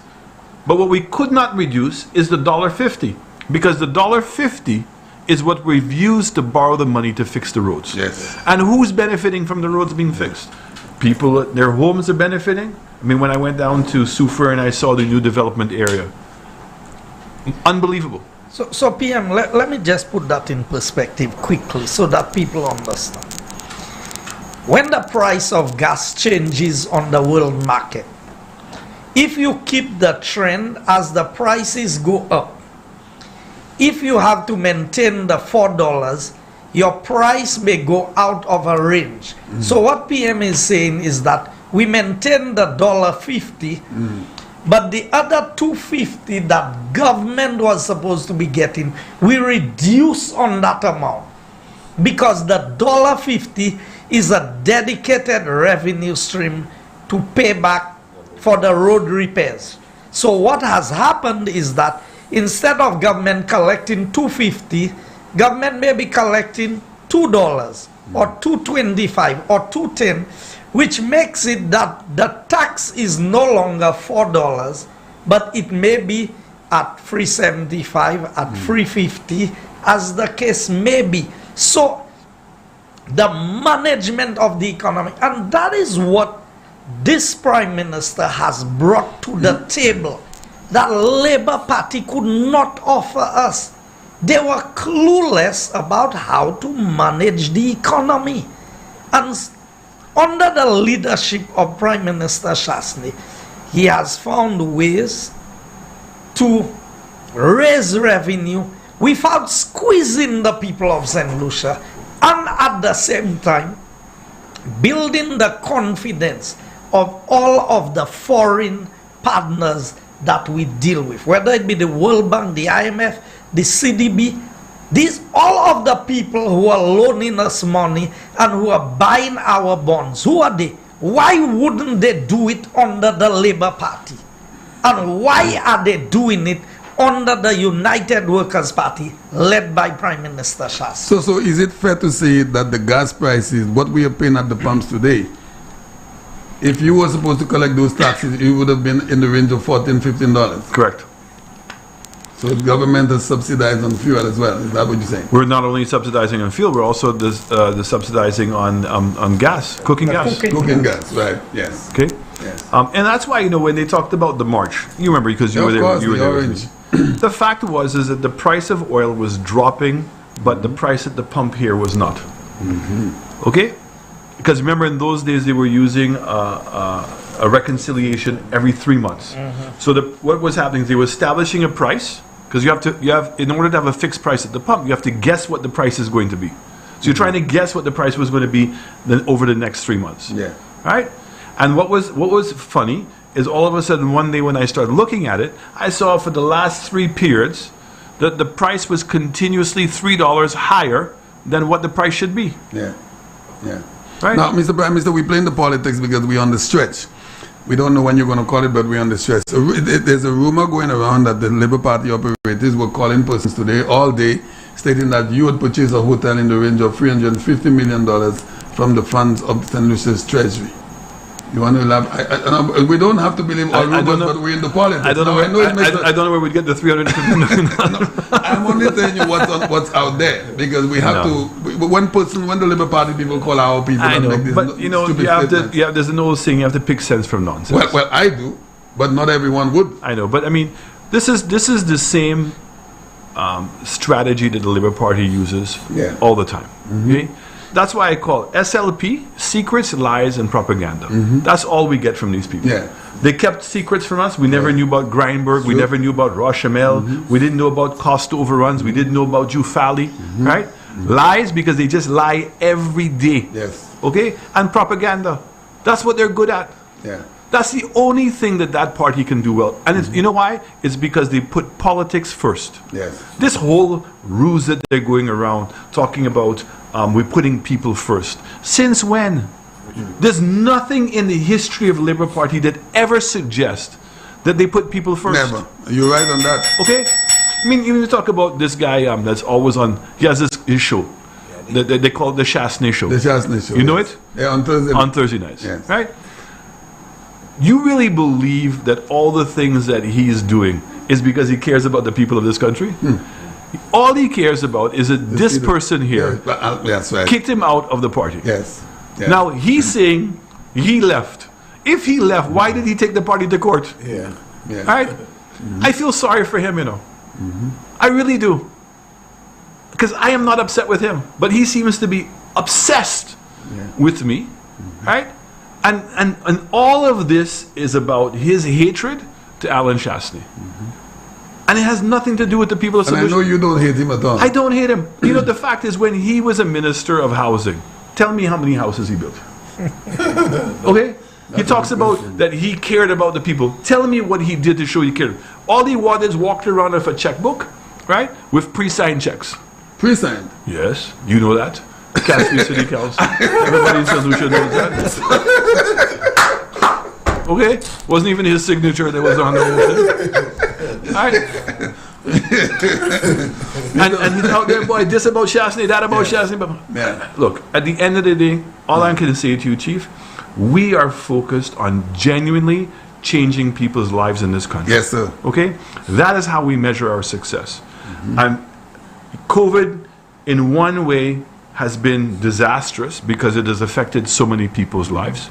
But it's also shown us resilience. It's also given us confidence as a party that the medium-term strategy that we had to rescue this country, we're on the right track.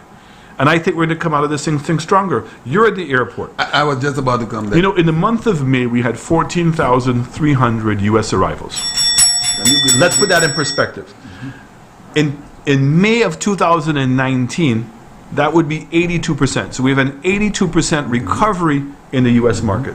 And in the month of June and July, we're expecting to get more U.S. arrivals this year than we had in 2019. And you remember, 2019 was the best year ever in the history of St. Lucia. Okay? Now, what attributed to that? Because of your vision, because they continuously saying, close St. Lucia, close the country, and you stayed steadfast. You never listened to all of what was being said. And today, we are benefiting from that. We have 2,000 people coming in every week into St. Lucia. Correct. 2,000. And so how many people have dreaded jobs? And now that the protocols have changed, and persons who are vaccinated don't have to go into quarantine. They can rent cars. The Airbnb product opens up. People now, I went down to Grosley. I saw Grosley was rammed with people. Right? This is more money that's going to be flowing. Now, is it a full recovery? Until we can get the UK market and the Canadian market, no. But all of the major hotels are open with the exception of St. James. People are getting their salaries. Now that the Airbnbs can open up, a lot of households who get that extra money from having people there. And guess what? While we were locked down and we were going through COVID, we were fixing up the country. So when we're opening up, the country is even stronger. When I go to Casamba and I see people, I go down the Salterbush Road, and I know that there are people who have their product on Airbnb. The tourists are going to be happy. Locals are happy. I went this weekend again to Labourne. I mean, and Spider, we really have to give it to Spider, right? He brought water to the people in Labourne. Yeah. He's now put this road. And I see little bars opening up all over the place. Yeah. All the way up in Dauphin. Yeah, and look, and the people in planning told me there's more and more people coming every week to find out what land is available in the place, right? So people are seeing the opportunity, and when they fix up that Daremore Road, which now connects to the Plateau Road and to Laguerre, right? And then now the back road to Agar, and I'm looking forward to when my good friend here, we can finish the road between Trois-Pitons all the way back to Bocage. That is going to be, you know, people can leave from Bexar, come all the way through the back road and end up in Moshi and in Labourne without having to go through any of the major and driving on proper roads. You know, when you had a statement, Mr. Prime Minister, we've spoken about that so many times, but you're listening to parliamentarians, people that are supposed to know much better, continuously continue to say people don't eat roads. I mean, when you hear that, what comes to your mind? Well, I remind them that we had a slogan, ching, ching, ching. Yeah. Okay? When you fix up roads, that's ching, ching, ching. That's money that you are not going to have to spend in the maintenance of your vehicles. Okay?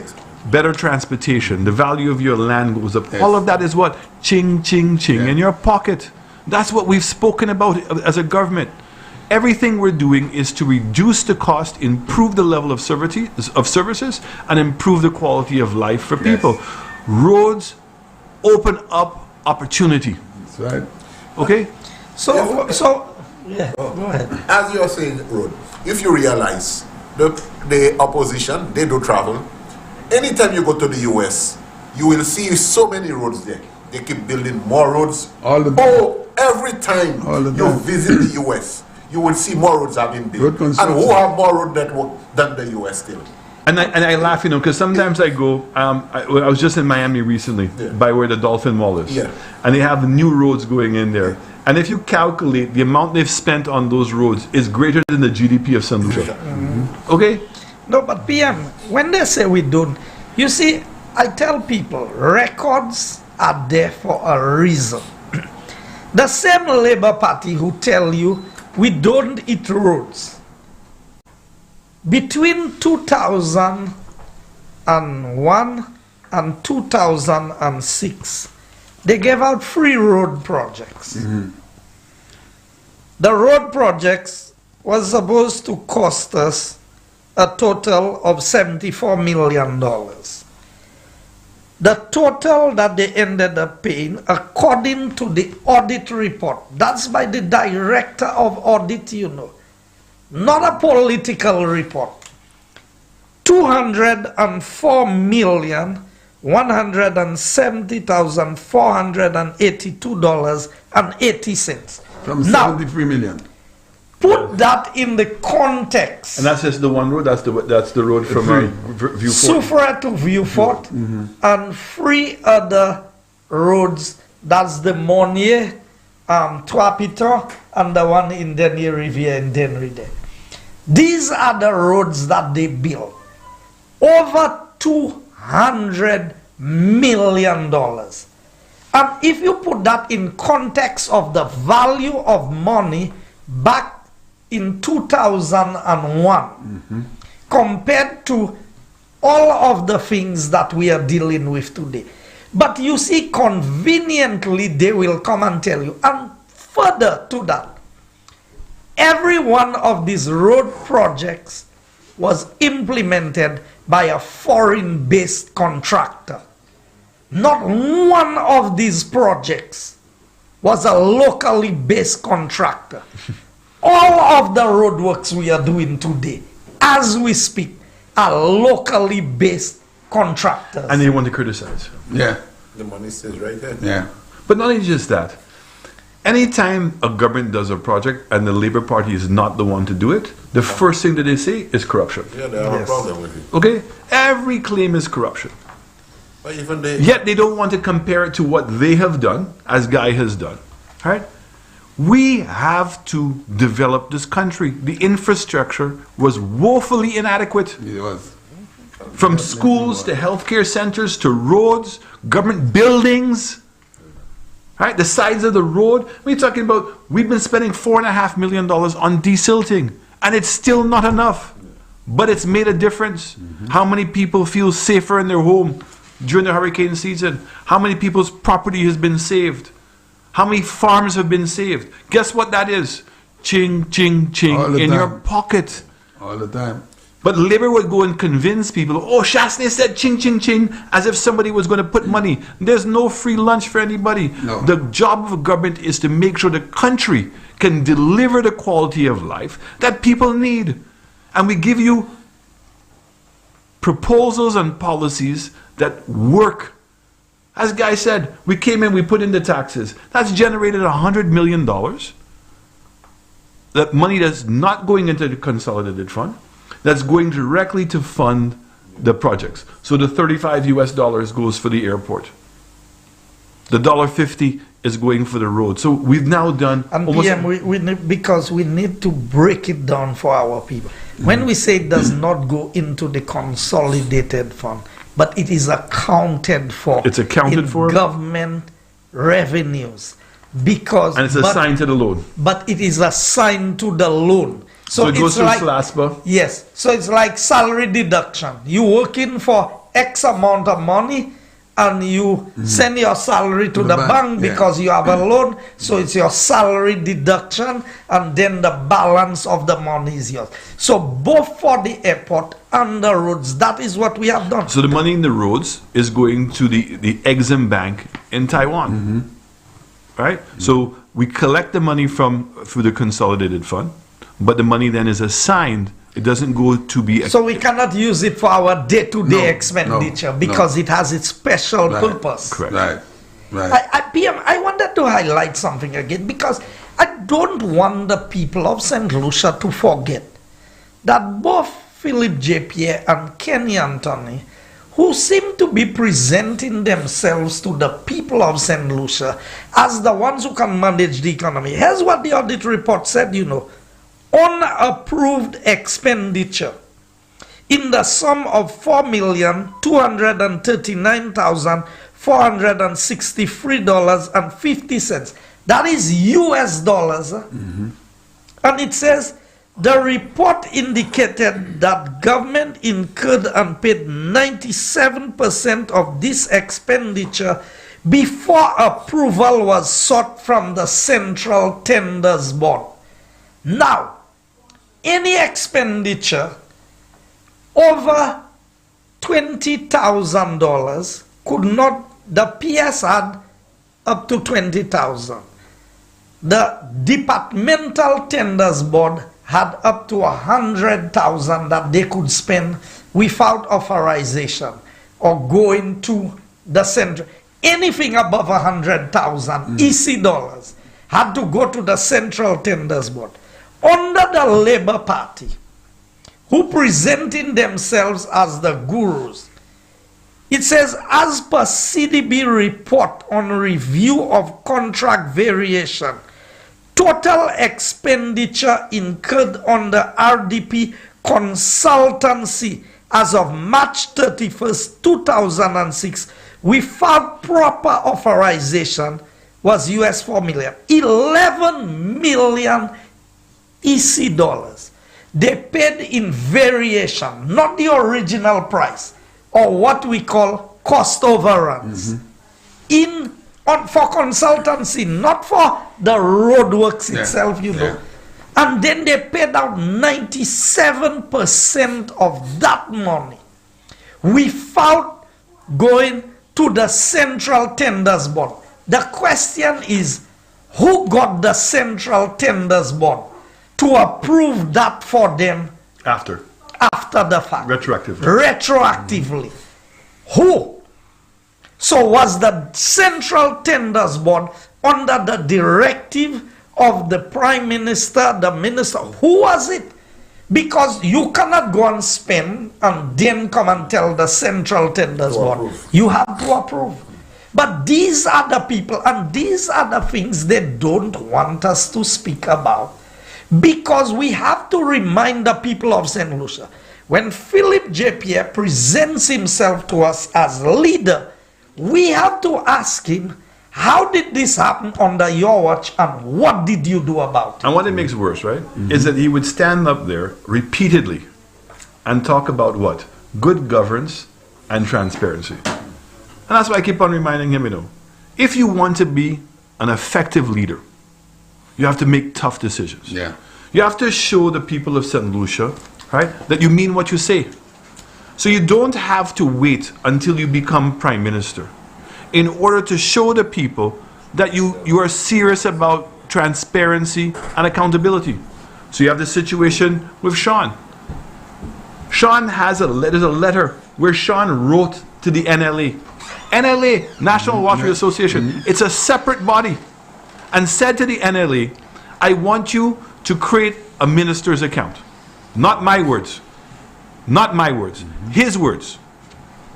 Where 1/3 of the money would be assigned to the minister's account, where he would be able to approve the projects. Now, a statutory body is created so it has its own board and it's accountable for expenditures and its own revenues. You cannot, the board itself cannot do that. That's a breach of the governance of the board. Then you have the situation with Ernest. But PM, even before you go there, let's just pause.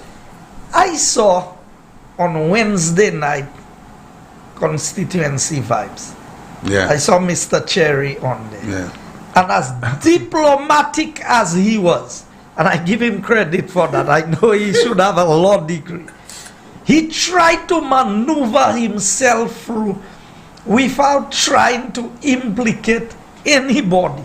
But he could not, because the evidence is so glaring. So let me give you 2 examples of the minister's account. I mean, people have been calling for evaluations because the report highlighted that the changing room in Foaso was built at the cost of over $400 per square foot. A changing room. The one in Marigo would work out over maybe $600 a square foot. A changing room paid from the minister's account. But here's one of it. Contract number 1 to Ada Inc. Professional services contract dated the 9th of the 9th month 2015. He would have already been a candidate, I would assume, or was en route to $80,000. Ada Inc. first contract with the NLA is valued at $80,000, and the details are as follows. I won't give you the details, but here's the most classic part of this. In addition, on disbursement to Ada Inc., it was noted that the minister's account totaling $33,500.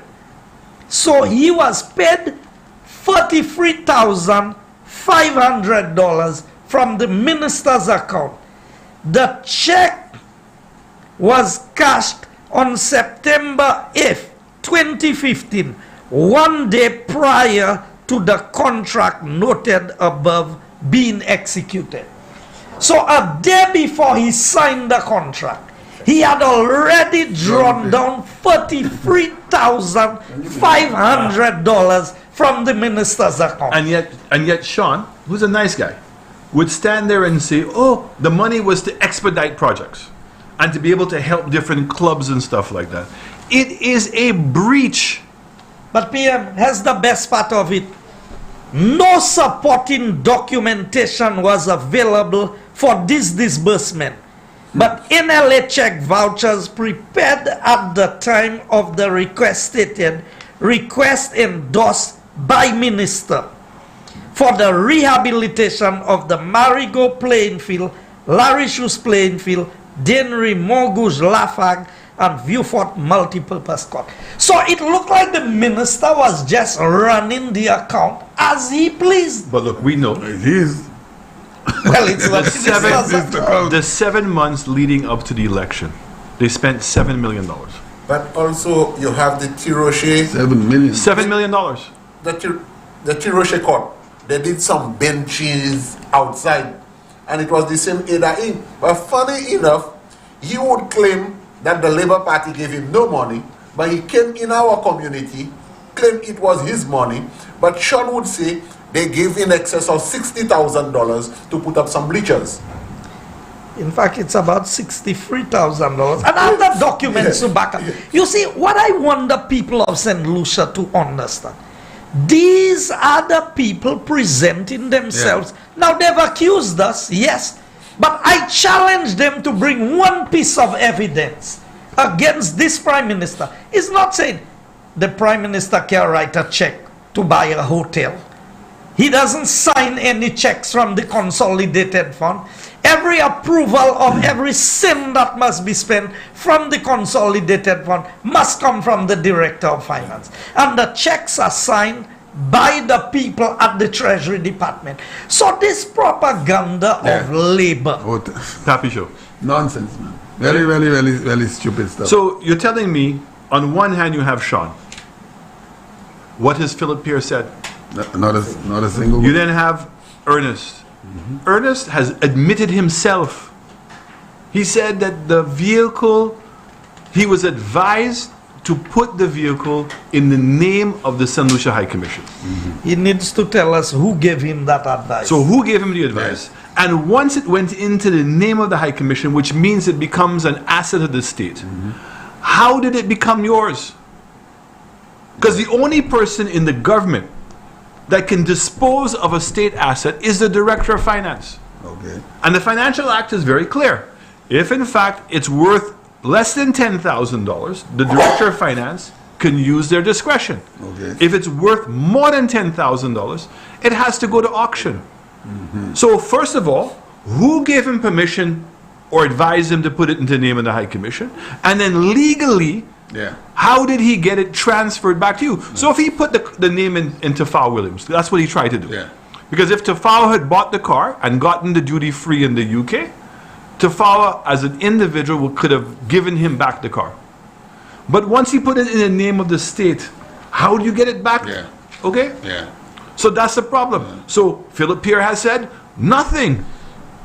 Again, this is an egregious act, particularly a person who was the High Commissioner, who is now the deputy leader of the Labour Party. Philip Pierre has said nothing. Not a word. Then you have the situation with Joachim Henry and going into the church.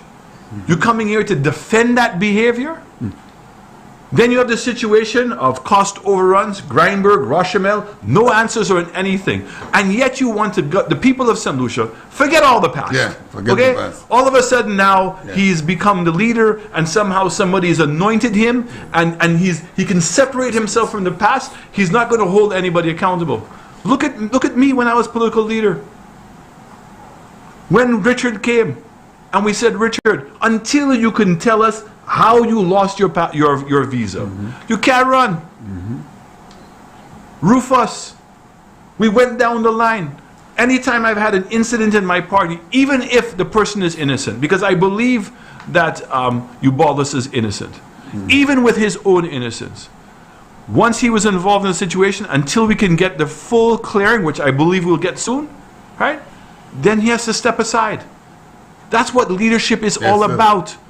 You cannot talk always about it's important for us to be in government. It's important to do the right thing. And until he can show us that he can do the right thing, he cannot challenge anybody else on transparency and accountability, because he's established no standard. Look at the former Prime Minister, and he wrote that letter about Herman Gill. Exactly. And said that Herman Gill, because of the allegation, right, that I can't remember what the word that he used specifically. Remember the word he used specifically? He didn't have the right integrity or the right. He's tainted. He's tainted. Yet I asked him, were there people who ran in his party who had been charged for rape? Were there people that they put in senior positions of his government that were charged for rape? Okay? Yet he didn't think that they were tainted. So you have an allegation on one hand, and you have another one in which people were actually charged.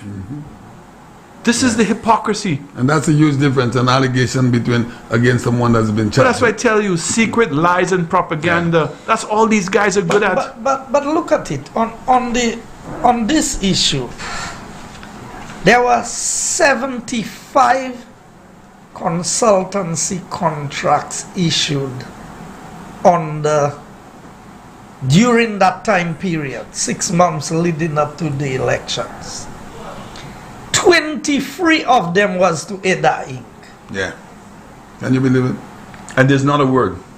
No. Not a word, not a word, not a word. And these are the things that have happened that we now need to come to terms, and people in St. Lucia need to open their eyes to the reality. They have made accusations about this government, but they cannot produce a shred of evidence, because I keep on telling them, you cannot find what is not there. Yeah. Only God could create something out of nothing. They Man spent cannot $1 do million that. US dollars on an investigation by a very famous forensic auditor called Bob Lindquist. Yes. Bob was very famous because he was involved in the Enron case, Okay. right? And they have nothing. So even this investigation that they keep perpetuating to say, oh, the US government is investigating Guy and myself and some of the other ministers. Total rubbish. The US has no investigation ongoing with anybody in the United Workers' Party. What there was a letter from the Attorney General declaring that Guy was a person of interest in order to get support from the US courts for them to supply the telephone records of Tony Asenza. That is what the whole investigation was. The government of St. Lucia. So I'm sitting here going, he was the Minister of Infrastructure, of Infrastructure and Ports. So SLASPA actually has two ministers. There's a Minister of Finance that deals with financial matters, and the Minister of Infrastructure deals with day-to-day operating cost, policy. But what's interesting is there's a board. The chairman of the board is the Director of Finance. So the chairman of the board at the time was a gentleman called Anthony Isaac. Yes. The PS of Infrastructure is the deputy, who was Allison Jean. There's a representative from the Attorney General's office, was a lady called Ms. Drysdale. And then they have some other business people on the board. So you're telling me that the only entity to approve a bidding process is the board. How does the minister get involved? Yeah. They said, well, he threatened the managing director. But how? How could he threaten the managing director? The person who hires the managing director of the board is the board, Yeah. SLASPA, with the approval of not the Minister of Infrastructure, but with the approval of the Minister of Finance. And when you're dealing with the airport project, on the financial aspect of which is the bid contract, it goes to the Minister of Finance, not to the Minister of Infrastructure. So to say that because he was the Minister of Infrastructure, and he had all these phone calls, that he was the person who influenced the system, it means that Isaac was corrupt, Ms. Drysdale was corrupt, that Allison Jean was corrupt, because they're the persons who would approve it. But you see, this is where we have to pick again sense from nonsense. This is the same thing of the beating of the pans. Nothing to offer and plenty of noise. Now the Labour Party, I want to go somewhere else. The Labour Party, they have now, their talk now is youth economy. Now, how much objection you got, Mr. Prime Minister, when you came about with Ojo Labs? And I know it went on for months from the Labour Party. Can you remember some of the objections that you got and all of the fire that you had to deal with in the House of Parliament? So they were first of all saying that we were paying Ojo Labs. We gave Ojo Labs a building of which they pay rent. Okay, so the government or Invest St. Lucia, the ones who put the capital cost out. Yes. So this is a building that had been empty 15 years. 26 years. 26. So sitting there producing nothing. So Invest St. Lucia went in and physically built the building and is getting the money back based on rent. The second thing is, we said, if you hire people, because we're asking you to do it in Vieux Fort. Nobody wanted to go to Vieux Fort. Everybody, all the call centers were up north. Up north. Okay, so we said for the first 6 months, if the person is getting $2,500 salary, the government will pay $1,000. And then for the next year, government would pay $500. And then afterwards, they pay the full salary. Now, remember, there was a program called NICE. Yes. That's where this money came from. So our NICE became NAP, National Apprenticeship Program. So in NICE, they paid 1,100 people $1,500 a month for 3 years. The same people. So here we end up paying $1,000 for the first 6 months, $500 for the next year, and then afterwards the salary now is being paid fully. Yeah. Once that program got going and they started hiring the people and it became successful, and then we had COVID. And there was a shutdown in Jamaica, and we had already been going after companies to come to St. Lucia. The company said, look, we want to come to St. Lucia. We've heard about this Ojo lab, so we want to go to Viewfort. They wanted to go to Viewfort, which was ITEL BPO. Yes, yes. So you're now talking that between ITEL BPO and Ojo Labs, almost $4 million a month in salaries going into the South. Yeah. And guess when ITEL BPO came in, we didn't have to do the NAP program with them. But what we did is we built out the space again for them, and it's getting back the rent. No differently than what's happening with the apparel factories. No different than what's happening with a whole bunch of investments that we do in this country. But why did we do it? To develop the South. We made a promise that the young people in the South would not have to now leave the South to the North to get a job. Yeah, you've said you know that how a lot. important that is? You have said that a lot. Okay, so look how many, almost 1,100, 1,500 of them today have jobs in the South, getting goodness. anywhere between $2,500 and $4,000 a month. 1,500. 1,500. That is a lot of young people. And growing, because they've just now signed a third building. A third building. I remember the days, when the Labour Party spoke, because the government was investing in young people regarding Ojo Labs, they said all kinds of things. And look, today, they're talking about youth economy. And the same NAP program. Yeah. We ended up subsidizing and helping kids become trained to go on the cruise ships. Yeah. Let me say this to you, Champagne. PM is there. The Labour Party hears about things. They don't think it through. They just say things. When Philip J. Pierre can say he's going to build a smart city in cul-de-sac. Yeah. And now... An industrial city. No, a smart city. I know, but it's an industrial. Yeah. I'm saying that is the least plausible place in St. Lucia to build a smart city because of the flooding issues that you have there. But it just tells you. So they come and they're telling you about a youth economy, youth economy. Yeah. I am still waiting. I am curious to hear what this youth economy is about. Because I've been telling them, no dollars, whether it be $100 or $5 or $20, no bills have age on it as to who generates. If you tell me you're going to create the enabling environment for the youth to succeed, I can understand that.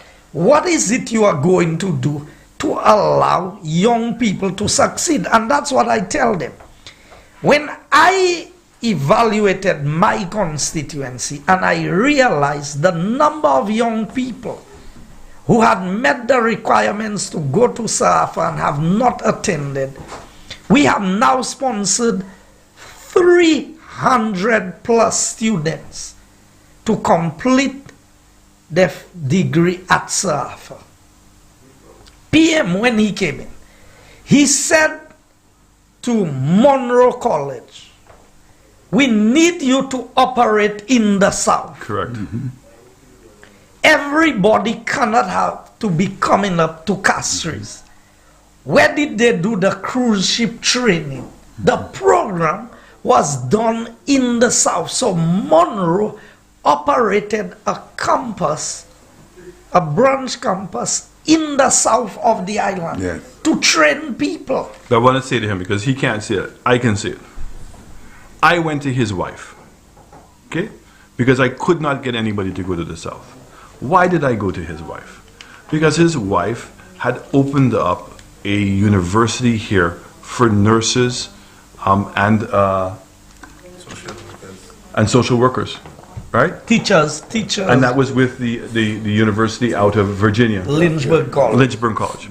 So she was the first person to actually get a U.S. institution operational and certified in St. Lucia. That's not easy. No. So I said to her, I said, Wendy, I need your help. I said, I need this program to get going because I cannot convince anybody to open up anything in the South. They went and got hotel and motel universities. They got a whole bunch of certified programs. So much so that within the year, Monroe's decided to come into the South. Yes. Okay? And then we backed off. But the intention always was to get somebody in the South. So how many young people now, what did we do? By paying them $500 a month for them to go to classes. That was a grant. Okay? We charged them, I think it was something like $6,000 for the training program at Monroe. The cruise ships then agreed to hire them and deduct the amount from their salaries. Everything being facilitated by the NAP program. And over 1,000 kids graduated. Not all of them went on the cruise ships, right? But all of them got a degree. Yeah. And this is the difference. If you're going to say, or you're going to say that you're going to develop the South, then you have to put your evidence behind it. The Labour Party had the political leader, the chairman of the party, and the second deputy political leader. All were elected in the South for a period of 15 years. It's shameful. It is shameful. To go and see where it is.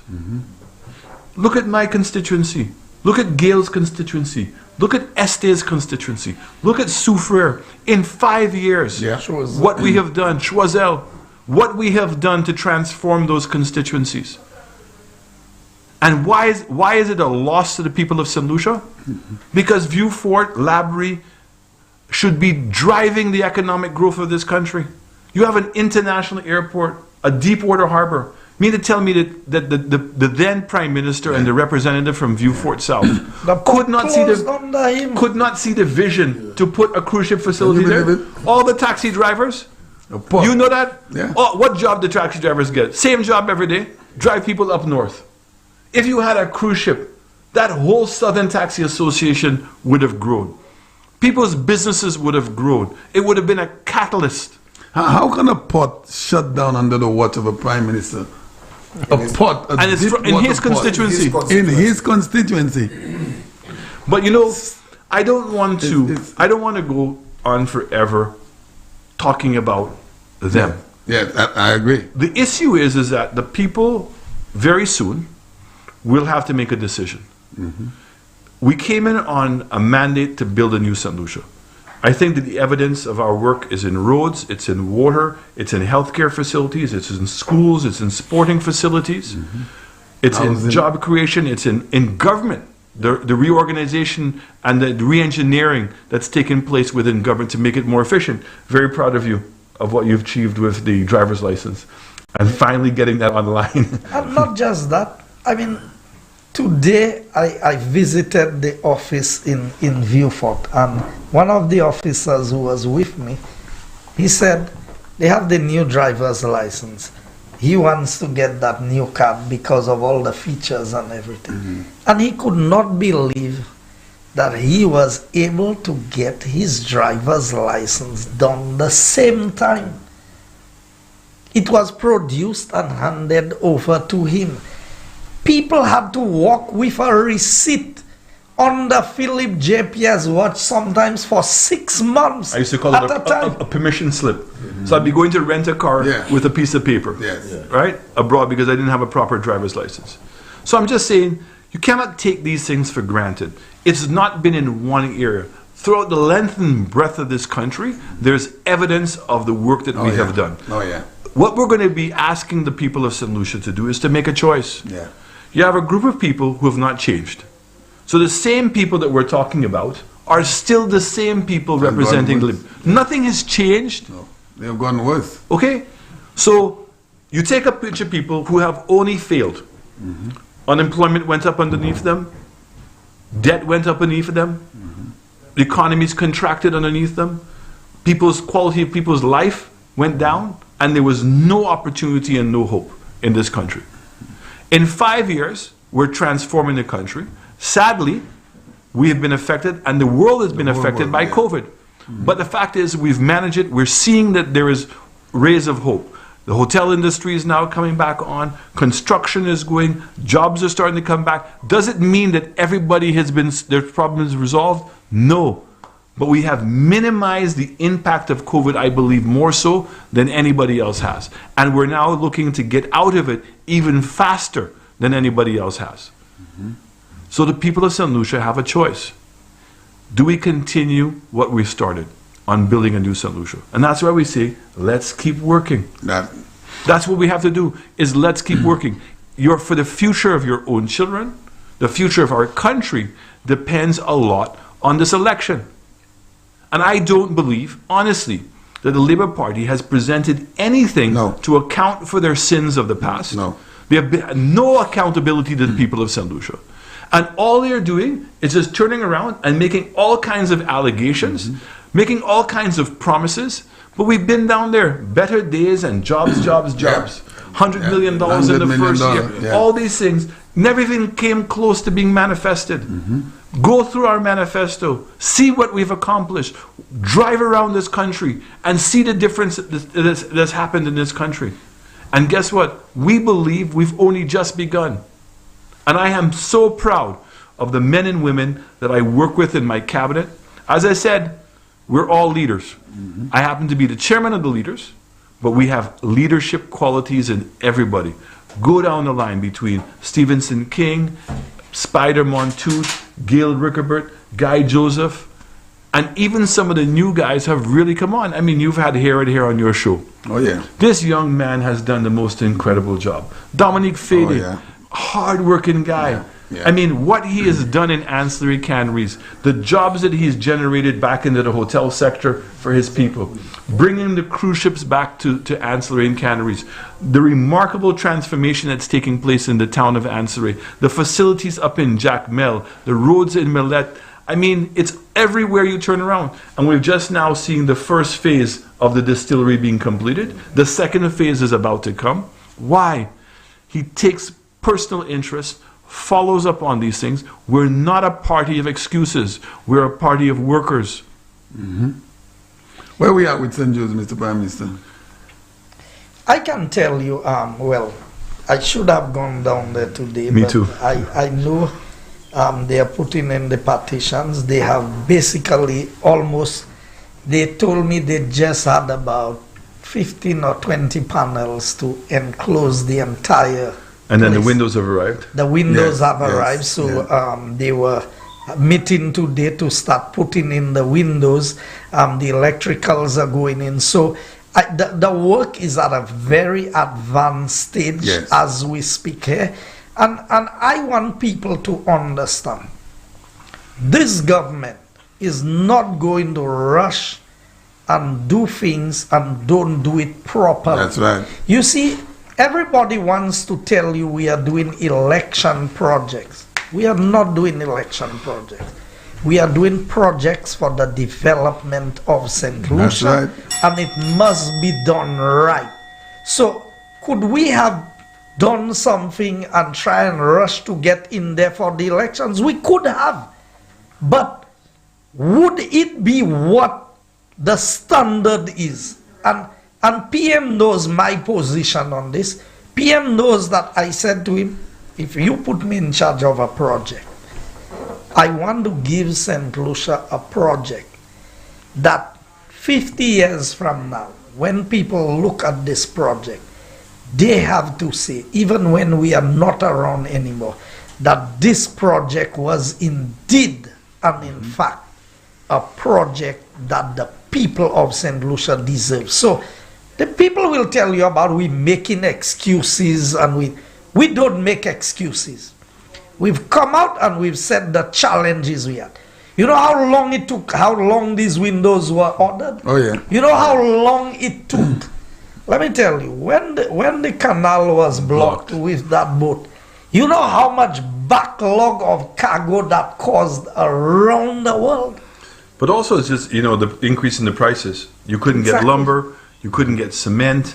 I mean, it's been a nightmare, but we don't make those And complaints. this is not excuses, This No. is an actual That's fact. the reality. That's the reality. But, the building is actually 15% bigger than OKEU, That's huge. right? It's a big building. Yeah. And the reason why is because the vision that we have for View Fort is much greater than being the second city in St. Lucia. You know that? Yeah. That's the most important thing to remember. This is not about being the sister city to Castries. We're building a new View Fort that's going to be an international city. So imagine View Fort with the new airport. Yes. You then have now the cruise ship that's coming in. I'm hoping to be able to make an official announcement very soon. Yes. You then have the DSH and the development around DSH. You have the Sandy Beach development. You have the canals development. You have Black Bay and Sabusha.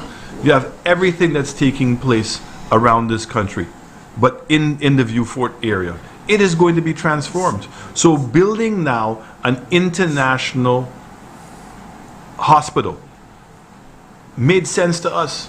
Mr. Prime Minister, we have never heard in the history of View Fort $4.5 million in regards to salaries between Ojo Labs And ITEL Vibio. That has never happened. Never. And then you're talking about the St. Jude's construction. I went down and saw the new airport. They're doing 20 piles a day. Yes. They're now starting to cast back behind the piles. So by November, the entire floor plan of the airport will be completed. 3,000 piles. 3,000 pounds. Wow. And the entire flooring of the building will be completed. So what the next phase that starts in November is now putting the steel structure, then the glass panels, and the roofing on it. And then the last phase is now all of the designs on the inside. So What's the time frame looking like? On April 23. April 23? Yeah. So April 23, the airport is opening. November of 23 is when we hope the cruise ship terminal will open, so they all coincide. Wow. We're opening up the hospital to be able to transfer the services from the stadium as quickly as possible into the new building, Yes. and then start now filling out the rest of the building in order to make it an international hospital. If you go online and you see Cayman Health City, right, and you see the success that it's had, that's what we want to bring to View Fort. Yes. But PM, just let me run through. So, for the benefit of the people of View Fort and of St. Lucia, because we must understand, for St. Lucia to meet its full potential, we have to maximize what the development in every area. Yeah. Just here, a summary of projects in the southern part of the island. The continuation of the St. Jude Hospital project. Okay, we have that. We have the redevelopment of the Huranura International Airport. We have the Ojo Labs Call Center, ITEL BPO Center, the Monroe College Subcampus, upgrade of the customs shed at Port View Fort, construction of 5 new classroom extension, Binfield Secondary School, repair works at the View Fort Infant School and View Fort Primary School, DSH horse racing track, Wasco water improvement, and Wasco's new office. And I saw the office today, it looks really good. The FBO. Over the FBO, over $1 billion of investment in the south of the island in one term under the leadership of Prime Minister AllenChastanet. That is big. That is big. That is I mean, huge. if you put all of what Dr. Kenny Anthony did for his 15 years as Prime Minister, it cannot Never. amount to a fraction Never. of Never. what Prime Minister Can Chastanet you has believe it? done in 5 years Can you for believe it? View Fort. But I can honestly say, I don't know why this gentleman is running. I ask the question every He should day. be embarrassed. He should be. Okay, embarrassed. What is it you? I mean, I try to always imagine in my mind when he's going around house to house. What does he say to the people? What does he say to the people? Yeah. What can you say to the people? Well, I heard he goes around with a pocket full of 20 and $5. Well, I'm not going there. No, I'm telling you what I heard. I'm asking the question, what would he have to tell the people? What excuse could he make that in 15 years he couldn't do that? To build Can you believe it? Yeah. The square. Yeah, he said, yeah. Not to build it, you know. You talk To about you renovate want it. to push the youth. When you see the state of the sporting facilities there, I mean, where we want to take Marceline grounds is in order to make it like what we did up north with the Groselet school to make it in the sports academy. Yeah. We want to make Beanfield and the Marceline grounds the next sporting academy for football. That is big. Okay? But we have plans for every component of the South. And I want to say here tonight, and PM knows my position, Castries Southeast and Castries South will not be left behind in the development. Because look at what is happening. The new cargo port facility is coming to Cul-de-sac. Yeah. That is in Castries South. But it benefits Castries Southeast. Then you have the new bridge, the Millennium Highway, you have the roundabout. And don't forget, and the recent event on the Bardlil reminded us that the North-South Highway, the first two components of it, which are very important. First component is from the Darren Sammy Stadium to Dennery. So that means that you now can create, if you, instead of when you're coming up from the south, you don't have to go through cul-de-sac or anywhere else. You can just go up to the Rodney Bay area. But what's an important second phase is from the Millennium Highway that it connects through cul-de-sac on a straighter road now that takes you through the tunnel through the Bardlil back into Dennery. So it means that when your cargo comes off, the West Coast Road improvement is now happening, okay, with grant money. Yes. The bridge is being done with grant money. Okay, we're going to privatize the cargo port to get the investment for that, because government does not have the fiscal space to do it itself. Because if government does that, it's going to come at the expense of healthcare, education, and sports and infrastructure. So it's a revenue generating entity. And now when those cargo comes in there and you want to bring the containers up north, they go straight through the Bardlil and turn up, because that's a major highway. Mr. Prime Minister, every time you mention that Bardlil tunnel, you have me smiling, because we know this, the Bardlil, it can't last. It is almost gone. Because how quickly are we going to hear anything in regards to the Bardlil? Well, you know, it's very soon, because we've actually got the terms of the agreement to sign. So we have $8 million that we're getting to finalize the design and also the estimates for it. And we have two major banks that are proposing to be able to fund it.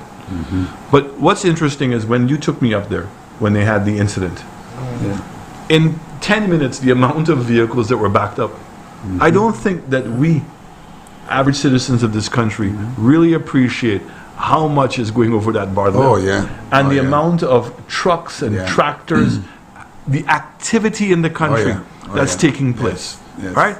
It cannot cope anymore. And the cost now of having to transport containers and equipment around this island, too expensive, Champagne. We have to free up this country. Yes. Then you're talking about now opening up all of that East Coast land that has remained closed. And St. Lucia now starts becoming much more of a powerful thing. So a friend of mine who didn't understand it was living in Barbados. I said, imagine Barbados without the ABC highway. Yes. Imagine Jamaica without the new highway between Montego Bay and the Grill, and then between Montego Bay and Ocho Rios, and now the new highway between Ocho Rios and Kingston. I mean, a good friend of mine who has a business there, he said 60% savings in maintenance of his building. A doubling of the productivity of his drivers, because his drivers now can do 2 trips in a day instead of doing 1 trip in a day. Okay? That's 100% improvement. And that's the same thing for the Bardlil too. And less fuel. Yeah. This is what is really going to take this country. And that's why it's difficult for me sometimes to go back and talk about what the Labour Party did. Sadly, they're making plenty noise out there, and sometimes you just have to sit down and address these issues. And I'm saying, Labour Party is not ready. Until you are willing to atone for your sins and tell the people of St. Lucia what has changed. Yeah. How is it that anybody can trust them to deliver anything based on all the promises that they had? And it's the same people. Nothing has changed. Nothing. But they want to throw and cast all kinds of aspersions on everybody else because that's their game. Deflect. Deflect. And then say, oh, there's vindictiveness and all kinds of things going on. I can assure you, there's not one person in the Labour Party, not one do I hate. There's nobody in the Labour Party that I have any revenge on. Nothing. I am focused, and so is my team focused on what? Delivering to solutions. And most importantly, and you know this more than anybody, Champagne, especially the people in this country who cannot fend for themselves. Yeah. That is where this country has failed. That is who this country has failed. And have we progressed to the extent we'd like to? No. But I can tell you, we're well on our way. We're fixing up the government. We're generating better revenues for the government. If it had not been for COVID, we would be way past that. We're putting in new systems. So the singular ID card, health insurance, these are real. This is not pie in the sky. No. They're still talking about universal health care. The government cannot afford universal health care. So all the systems that are being put in place are to deliver a world-class or a quality, affordable healthcare system to the people of this country. So the government is going to introduce healthcare insurance, which is capped at a certain level. And will pay single mothers who are unemployed, The vulnerable, the poor, and then the poor. Indigent. So that's And the senior will people pay the insurance for for them. all of these people. so universal health care and the one the government is looking into, there's two separate, two different. Yeah, universal health care is the premise that the government will pay for everything. That's like So, in essence, what they've been telling you is universal health care. Yeah, But the they've been saying reality is they're not getting the money. The only money the government is transferring to the hospitals right now is to pay salaries. So where's the medicine coming Yes, from? yes, The maintenance of the yes, buildings. that's right. So in essence, when you have healthcare insurance and you go to get your services, all right, For them to do that, Champagne, they will have to take 30% of your salary to go to NIC. right. Yeah. But Yeah. for you to repay, so when you go to Not the, what I'm saying. I- 30% they'll take from you. so when you Yeah. go to the hospital, right, and you have your health care insurance, and services are provided, the hospital then will bill the insurance company to pay them back. So how this becomes cheaper for everybody is because every single person in St. Lucia will have to have the insurance. So the pool of money will be much bigger to be able to afford to do that. But government says, we will pay the insurance for the people who are unemployed, for the people on the vulnerable list, the elderly, who have a pension, a fixed pension, and would not be able to afford it for themselves. And the win for government and the win for the people of St. Lucia is you have to get a general checkup once a year. So we know exactly what is the status of your health. So is that going to be, where's that money coming from though, Mr. Mr. Contributions as you pay as you earn. So Okay. basically part of your salary. So we're talking about maybe $900 a year would be the premium. Okay. Your business would pay half and you would pay half. So you pay $450 a year and you now have your health care insurance. So for those persons who are self-employed, how you get that money out of them? Because you have to pick up the insurance. Okay. But the thing is, right, Champagne, what's the choice? Because right now, you're going to the hospital and the service is not there. No, it's not. Okay? It's not. So to pay $450 or $900 a year in order Yeah. for you to have health Or insurance, world-class service. you yeah, means yeah. all your doctor's visits Yeah. are paid for. Yes. You can get now your medication, your x-ray machines, and now more importantly, you have the confidence that when you go to the place, the things Yes. are working. That's right. You have the equipment up there. In the Because it costs money. yeah. There's no way running that. So if in fact government had to pay for it itself, we're paying $110 million and $85 million goes to salaries. 85 million Yes, annually? annually. Wow. That's a lot of Okay, money the in OK, salaries. the OK EU by itself is 1,100 people. You know. That's the staff up there? Yes. Wow. I didn't anticipate there was going to be so many people up And there. then now you have St. Yeah, Jude's. St. Jude's. Then you have a new hospital All opening the up in health Super. centers. All the healthcare centers, right? And then the Ministry of Health. It's big, Yes. but it's not nearly enough money. If we really had to pay everything ourselves, it would be in excess of $200 million. That is a lot of money. So Champagne That is a lot of money. and listeners, that is the magnitude of the situation that we are dealing with. And that is why the Labour Party found themselves in a situation where they hit a brick wall. They couldn't even move into. They couldn't move in. They could not do anything. Don't mind all what they're telling you. They did the opening ceremony or the naming ceremony of the hospital and never entered the hospital. And I can assure you, if Labour Party was in office, OKEU would still be closed because they could not find money to do the basic things. St. Lucians must not forget. Remember how frustrated the European director was Oh yeah. when he gave his speech? Not Because they were embarrassed. They'd given all this money to build this hospital, and it couldn't open. And every month they're giving them stones to hold Yes, yes. as to how it's going to Bits, open. yes. Because they couldn't find the money. When we used to have our meetings, I used to tell you all that at the Oh, yeah, meetings. all the I said, let me time. tell you something. These guys are never going to work in the hospital because they don't know how to pay for it. Not just that. Remember, these are the same people who came to cut public servant salaries by 5%. And remember, the requirement of the IMF to the Labour Party was that salaries had to be cut by 10%. Yeah. You know why salaries had to be cut by 10%? Because they could not grow the economy. So the economy was too small. 10% of 100 is 10. That's right. 10% of 300 of 100, or if you look at 10% of 300, Yes, 30. it is 30. The percentage has not changed, Yeah. but the amount has increased. And that is what this Prime Minister has done. He's been able to grow the economy. And as the economy has grown, the GDP, everything that the country produces, as it has grown, we have not increased taxes on the people. No. We saw how many times Labour Party increased tax. The only two taxes that was introduced by this government is the airport development tax and the gas tax. Yes. And in the process, we reduced VAT by 2.5%. We reduced the increase on the license fees. We wipe off the bills at the hospital to Yeah, the tune property tax. of almost 14 million. 5 years of no property tax. Yes. All of that. And we were still able to find the money. The IMF didn't come and tell Prime Minister Chastanet, Yeah. you must cut public servant Right. salaries by X percentage. So, obviously, this government has done something right.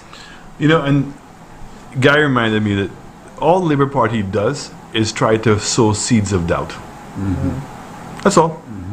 So this one where it says, well, the IMF gave us money and we didn't spend it on the people. Yeah. It's simple math, you know. It's not you don't need to go to get calculus. We lost revenue of $500 million. Okay?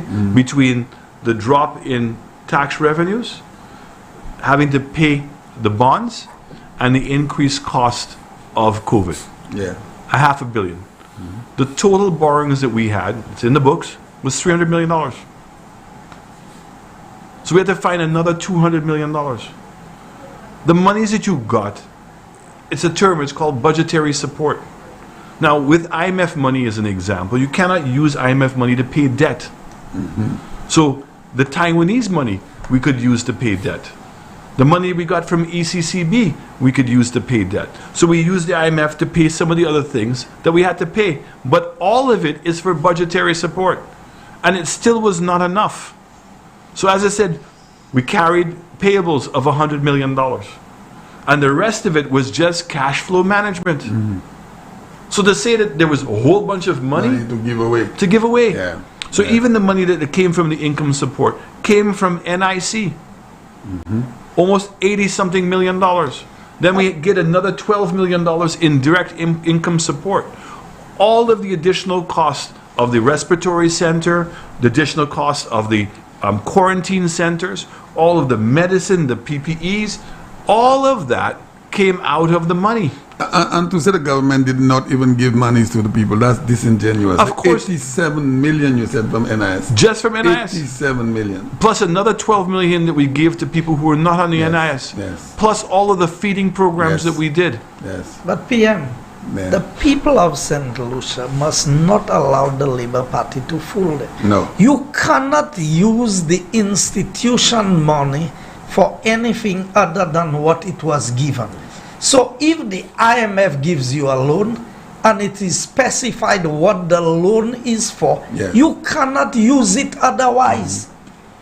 Neither the World Bank or CDB, whichever institution. And you go to the bank, you take a loan, and the loan is to build a house. You can't just say, I'll take that loan, I'll go and buy a car or buy a piece of land, or I'll go on a vacation. You cannot do that. The money is given for a particular purpose. Now, the banks used to do that many years ago. But right now, what they have the evaluators who come. If you say you're building a house, it's every stage of the house you get, and they release the money. The international institutions have their monitoring agencies to see to it. This is why I'm so proud of this man. Yes, yes. When he went into economic development, there was $67 million that had not been spent since Hurricane Thomas.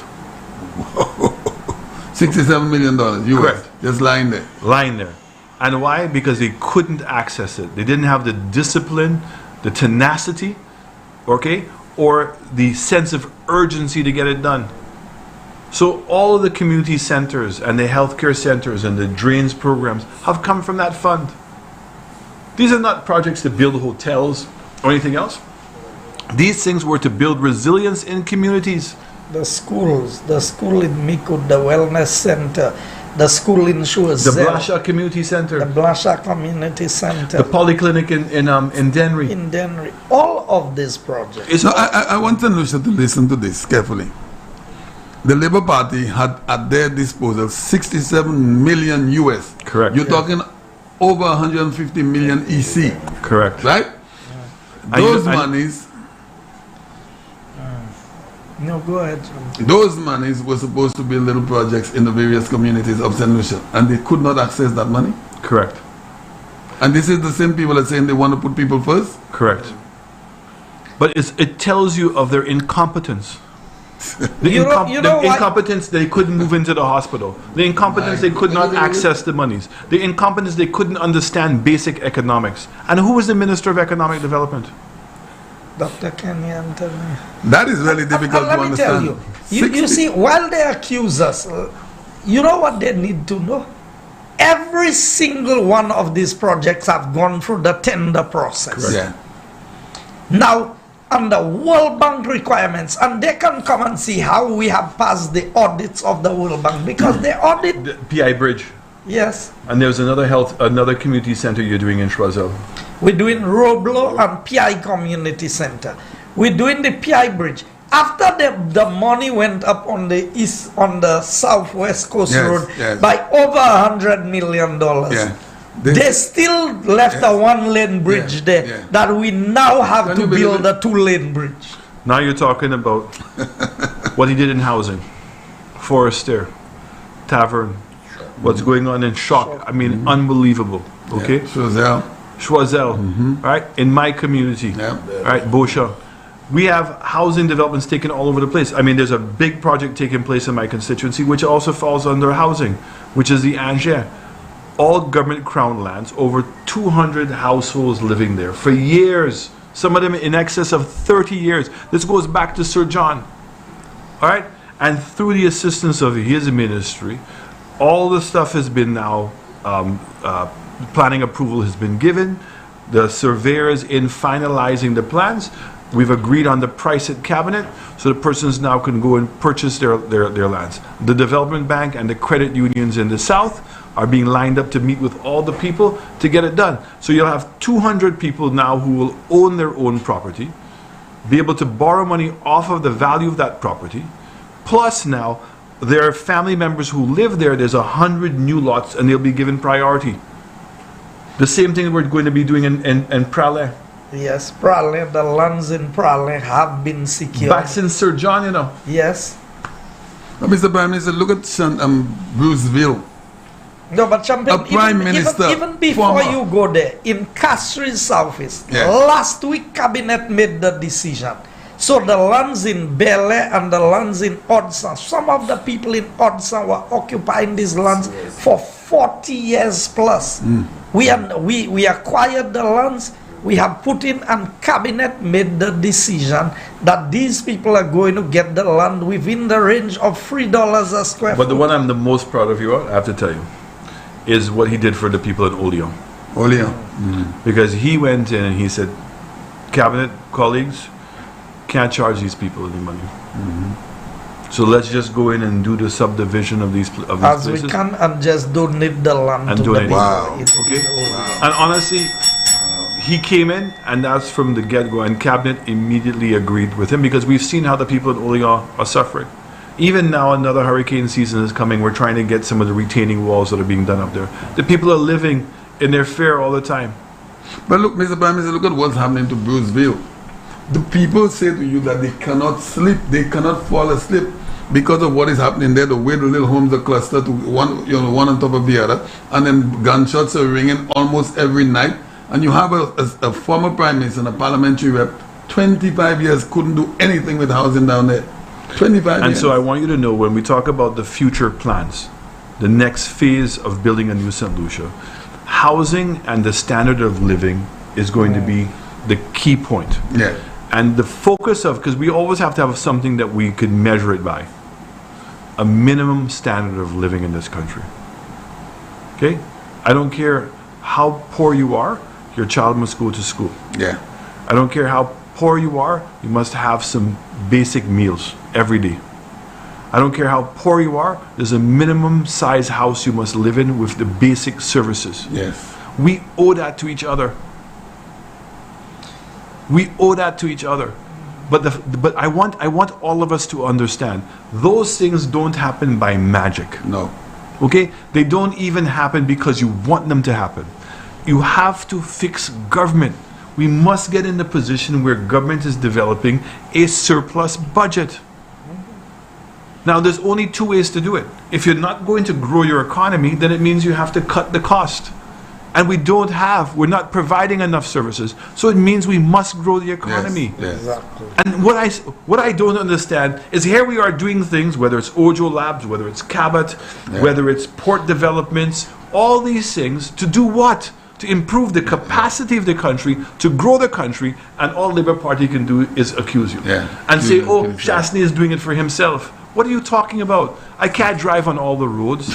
I don't own all the land in St. Lucia. Yeah. I'm not the only person going to the hospital. Yeah. I'm not the only person benefiting. My family's not the only people benefiting from these PM, things. there's a reason why they say this, because when there was talk about the road, from Darren Sami, from Grozile to along the East Coast, you can go and find out how many people in the Labour Party bought land in that area. Oh, yeah. Because they believe that the things they do, that everybody else Yeah. is like them. Yeah. Let me tell you, I have had the privilege, and I count it a privilege, to have worked with Sir John, to have worked with Dr. Kenny Anthony. I was president of National Council.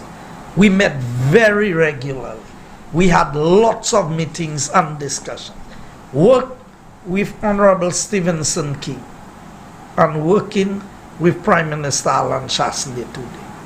I have had that privilege to evaluate and to see where things have been in this country. And every leader at that time did things that they thought was necessary, was what the country needed. But where we are today in St. Lucia, it is clear, and I'm a God-fearing person. I believe in God above all things. Yes. We could not have had a better leader at this point in time. I don't want to think of to just try and imagine what St. Lucia would be like under a St. Lucia Labour Party with COVID is scary. Because what it was like without any crisis. And so the Prime Minister will always get criticized because he has big plans and big visions for this country. What I know is they tell you, aim high. If you aim high, even though you don't get to the stars, you may get to the clouds. And that is what this Prime Minister has set a new thinking in St. Lucia. But I don't want St. Lucians to forget what we inherited and what St. Lucia was like when we came into government. When you voted out the Labour Party St. Lucians, don't forget what St. Lucia was like. A stagnant economy for 5 years. And nothing has changed.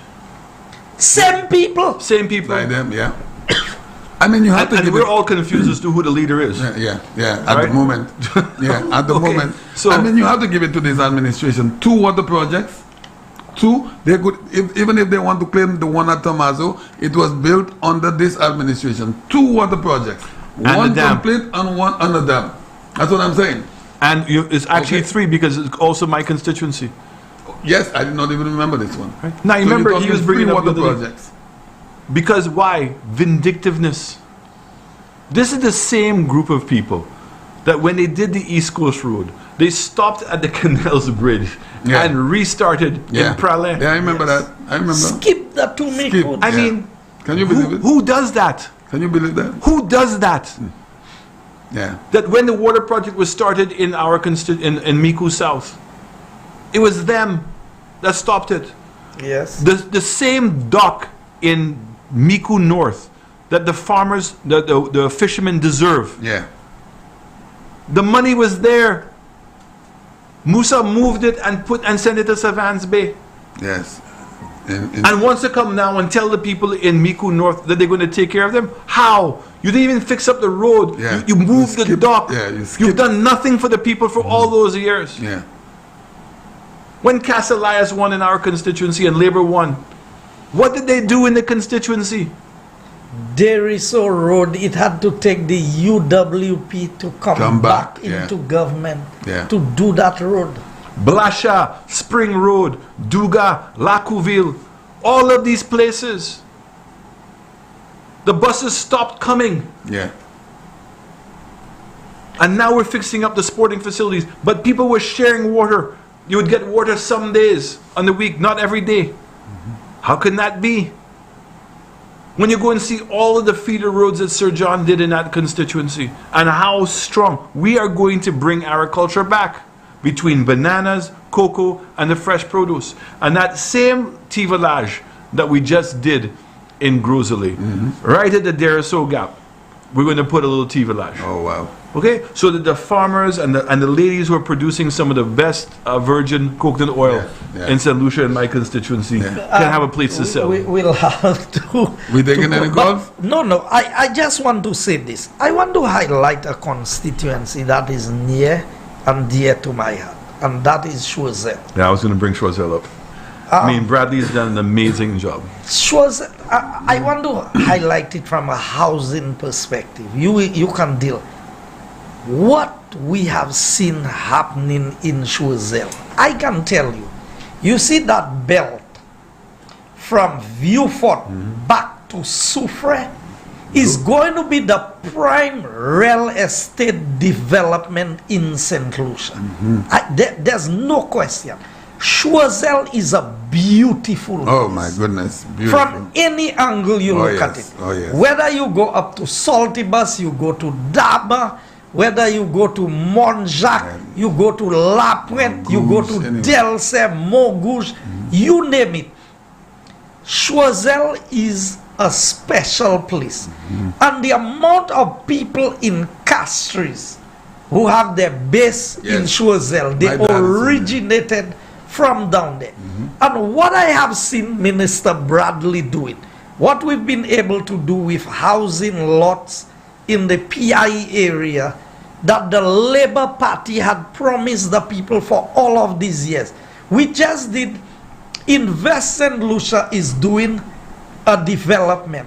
Alongside that same development, we have a project being done by the Ministry of Housing in that same area. Choiseul will have over 200 housing lots available for people. And let me tell you, Choiseul has a lot of land. Oh, yes. We're still trying to work out what with the River Doré lands. There has the potential. So, apart from the road that is the same land the Labour Party gave away to the foreigner. To the foreigner, what's the name? Was it Beau Panel. Beau Panel, yeah. All of these. So when you look at the hotel that's coming in Choiseul and what we are seeing happening, I tell people, if I had a chance, I would have bought a piece of land in Choiseul, you know. Yeah. I will not go and compete with the people from the area to buy a piece of land down there. But I know that Choiseul is a beautiful place. And for the first time, you have a rootsman from Choiseul. That's right.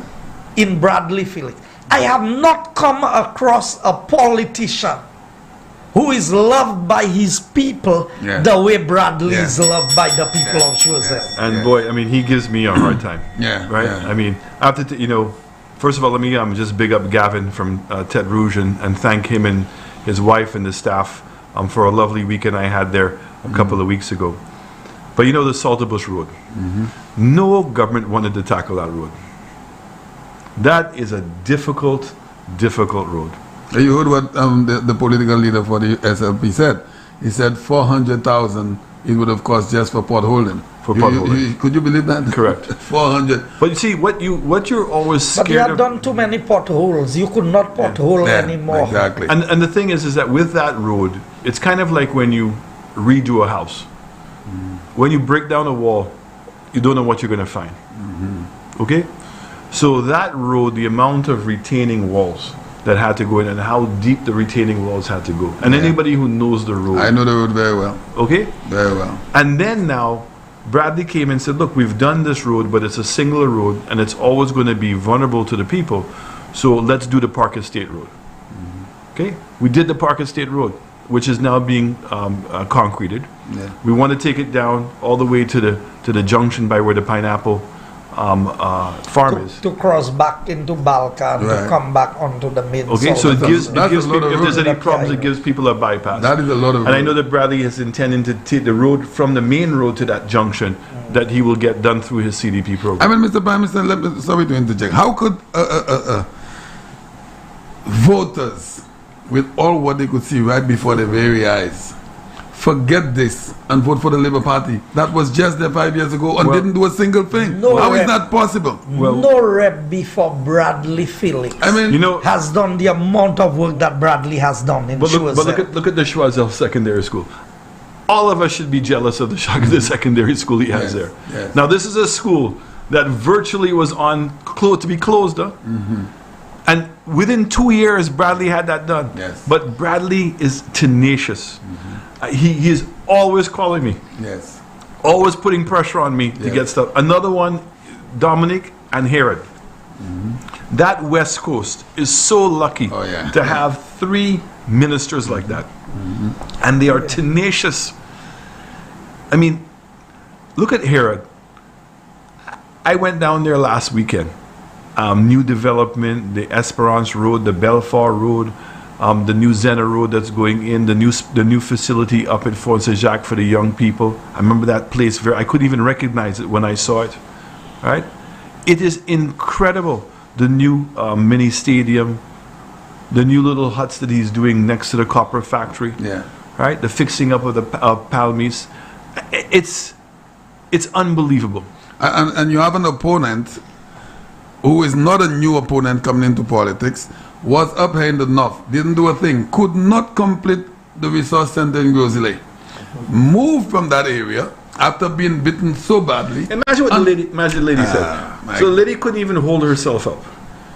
All right, talking to some young people and saying that they're going to have to maybe dig up the AstroTurf. Because it gives cancer. To give cancer. No way. She made that statement? Yeah. Yes. And then said that the problem with the project was that they should have acquired the land For the playing field for before. the cricket before, and said that the cricket pitch in Soufriere was one of the best in the island. I mean, so when you have a person who cannot even relate to what is going on, and to understand that young people, now, you're going to have an AstroTurf to the extent that you have. Women who I had never seen playing football now are coming out to play football. Yes. Young people are enthused. We have not even used the track yet. By the time the swimming pool gets in, the new cricket pitch that he's doing next to the comprehensive school. So just as you're going up to the comprehensive school, on the left-hand side. Ruby Estate. Ruby Estate. Yes, I heard. I mean, astonishing. Yes. And there's In one term. And there's a brand new hospital plan. Yes. We are just finalizing Right next to where the courts things. building is. Okay. We have acquired the land and everything.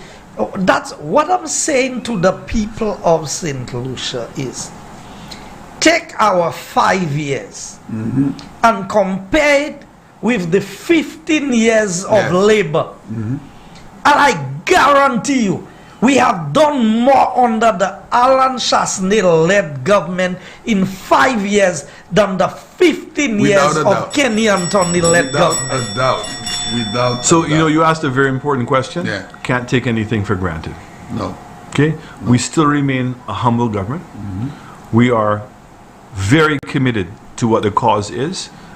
We still have a ways to go. Oh, yeah. We have accomplished a lot, but by no means have we finished the work that we have to do. Exactly. And what we want and what we're asking the people of this country for is to give us the ability to continue building a new St. Lucia. That's what this is about. And if I have to be on as many shows as I need to be to help people to understand and appreciate what this government has done and where we've taken this country to and how we've improved people's lives in this country and what we intend to do in the next 5 years. The next 5 years is important. Very. You have to vote for your future. Yes. So what are you going to do? Move backwards and go back to a group of people that have failed? Nothing has changed. Even how they've acted in opposition. There's been no humility. From day one, it's been attack. Yeah. And Even with, criticism. and total nonsense. The whole thing with the deputy speaker of the House. Yeah. It's a classic. The Constitution is clear. It must be selected by the parliamentarians. And they know that. Any parliamentarian that is already a cabinet minister cannot be the deputy speaker of the House. So it means that one of them must be. So if you don't want to be and it's not convenient, that's fine, but don't blame anybody else. Now you want to talk about when elections are constitutionally due and ring the bell. And since when does the opposition dictate to the government in office when to have the elections? What dictates to the government is the Constitution. That's what dictates. It is 5 years from the beginning of Parliament, July 12th. But no, you want to go around banging pans, making all kinds of false allegations, and taking advantage of some people who don't know better. I was about to ask you that. Who don't know better. Simply because we know the saying, empty vessels make the most noise. The fellas can even come with something in the pan. Now, you know what's so sad, guy? Do you know where the pan thing started? Yeah. Do you know where? I thought it was with Christopher. No. You see, but Christopher doesn't have any original ideas. Although he said he was involved in the creative industries, I really question all that. Okay? Everything that he's doing has been done before. The pan thing was started in Italy for COVID. Oh, yes. I remember. And so every afternoon at 6 o'clock, everybody would go on their balcony and bang the pan to do what? To recognize and celebrate the work that the frontliners were doing. Oh, okay. So you're taking a cause Yeah. that was done to recognize people making sacrifices and everything else, and turning it around to do this nonsense. But look at what they did, Mr. Prime Minister. The prayer for the nation. The guys took the Lord's Prayer and turned it in. I mean, who plays with God in that manner? I tell you all, Who plays the with Labour God Party in this manner? is a cursed party. Y'all are not paying attention to what is happening. In the spiritual realm, you have to understand the nature of the individuals that you are dealing with, you know. I do not want to label any individual, but I want to tell you, as a collective body and as a party, I can tell you, ask them when they had the all black, dressed in black party up at the mall, what they were doing there and what was happening there. I want St. Lucians to open their eyes to what is happening. If you have the capacity to govern this country, you don't have to pull no tricks to win the election. I agree. The people will vote. Don't try and maneuver things. We see all kinds of maneuverings by the Labour Party. I've not dealt with that. I will deal with these things in time. But don't think that the people of St. Lucia are not aware of what is happening. St. Lucia is in good hands today. We have not made progress by accident. We have made progress by deliberate, capable leadership. With prayer. With prayer. So, you know, when you ask me the question, why and how I've been able to respond to what happened on Sunday, Yes. it's because of the confidence the Lord gives me. I say that to you with all honesty. Yes. Okay? Yes. There's no weapon that the Labour Party can raise. It's the Lord. Yeah. And I have full confidence in what He has intended. I thank Him every day for the inspiration that He gives me and the energy that He gives me to be able to fulfill what we have to do. Amen. But I don't expect it. Amen. It's for Him to give and for Him to take. And I want St. Lucians to know that this country is blessed. It's in good hands. And attempt that they may tempt to do anything ill against the country or the people of this country, we are protected. And we know that. And don't ever lose sight of that. Are we doing a half an hour calling? No calling? We're closing. No No calls calls tonight? No calls. No calls tonight. No. But what I want to say to the people is that a foundation has been established. This Prime Minister has shown that he has the capability to grow this economy, to manage in crisis. If we did not have COVID, we would not have known the full capability of this country to have raised enough money during the time of COVID. COVID is over a year, you know. Yes. That this economy has been severely impacted. And we are not taking away from the fact that some people have really had a tough time, have had to make sacrifices. Yeah. But from day one, the Prime Minister said, during COVID, it's survival. Yes. We've got to Coexist. survive this period. Yes. We have to do. And I don't want, if St. Lucians want to gamble with their future, that is up to them. Yeah. You have proven leadership on this side. You have a track record that shows where we got this country and where we took it to prior to COVID. You can compare that with the Labour Party. And even in the midst of COVID, we have done more work than Labour Party did when there was no crisis. Yes. And this did not happen by accident. Now I know they continue to attack the Prime Minister on the basis of his ethnicity, of being white, of being this. Yes. It's not the color of a man's skin that determines the nature of the man. Yes. It is what he has in his heart for the people. Yes, That's right. And when he cries, when he gets emotional, they criticize him. But I know that's a prime minister who has love in his heart for the people, love and and he compassion. feels the plight of the people. That is half the job, you know, Champagne. Yes, sir. Because you can have all the qualities and you do not have love and compassion for the people. That's right. It does not bring Doesn't work. the end results. And that is I'm our not- problem with our former prime minister.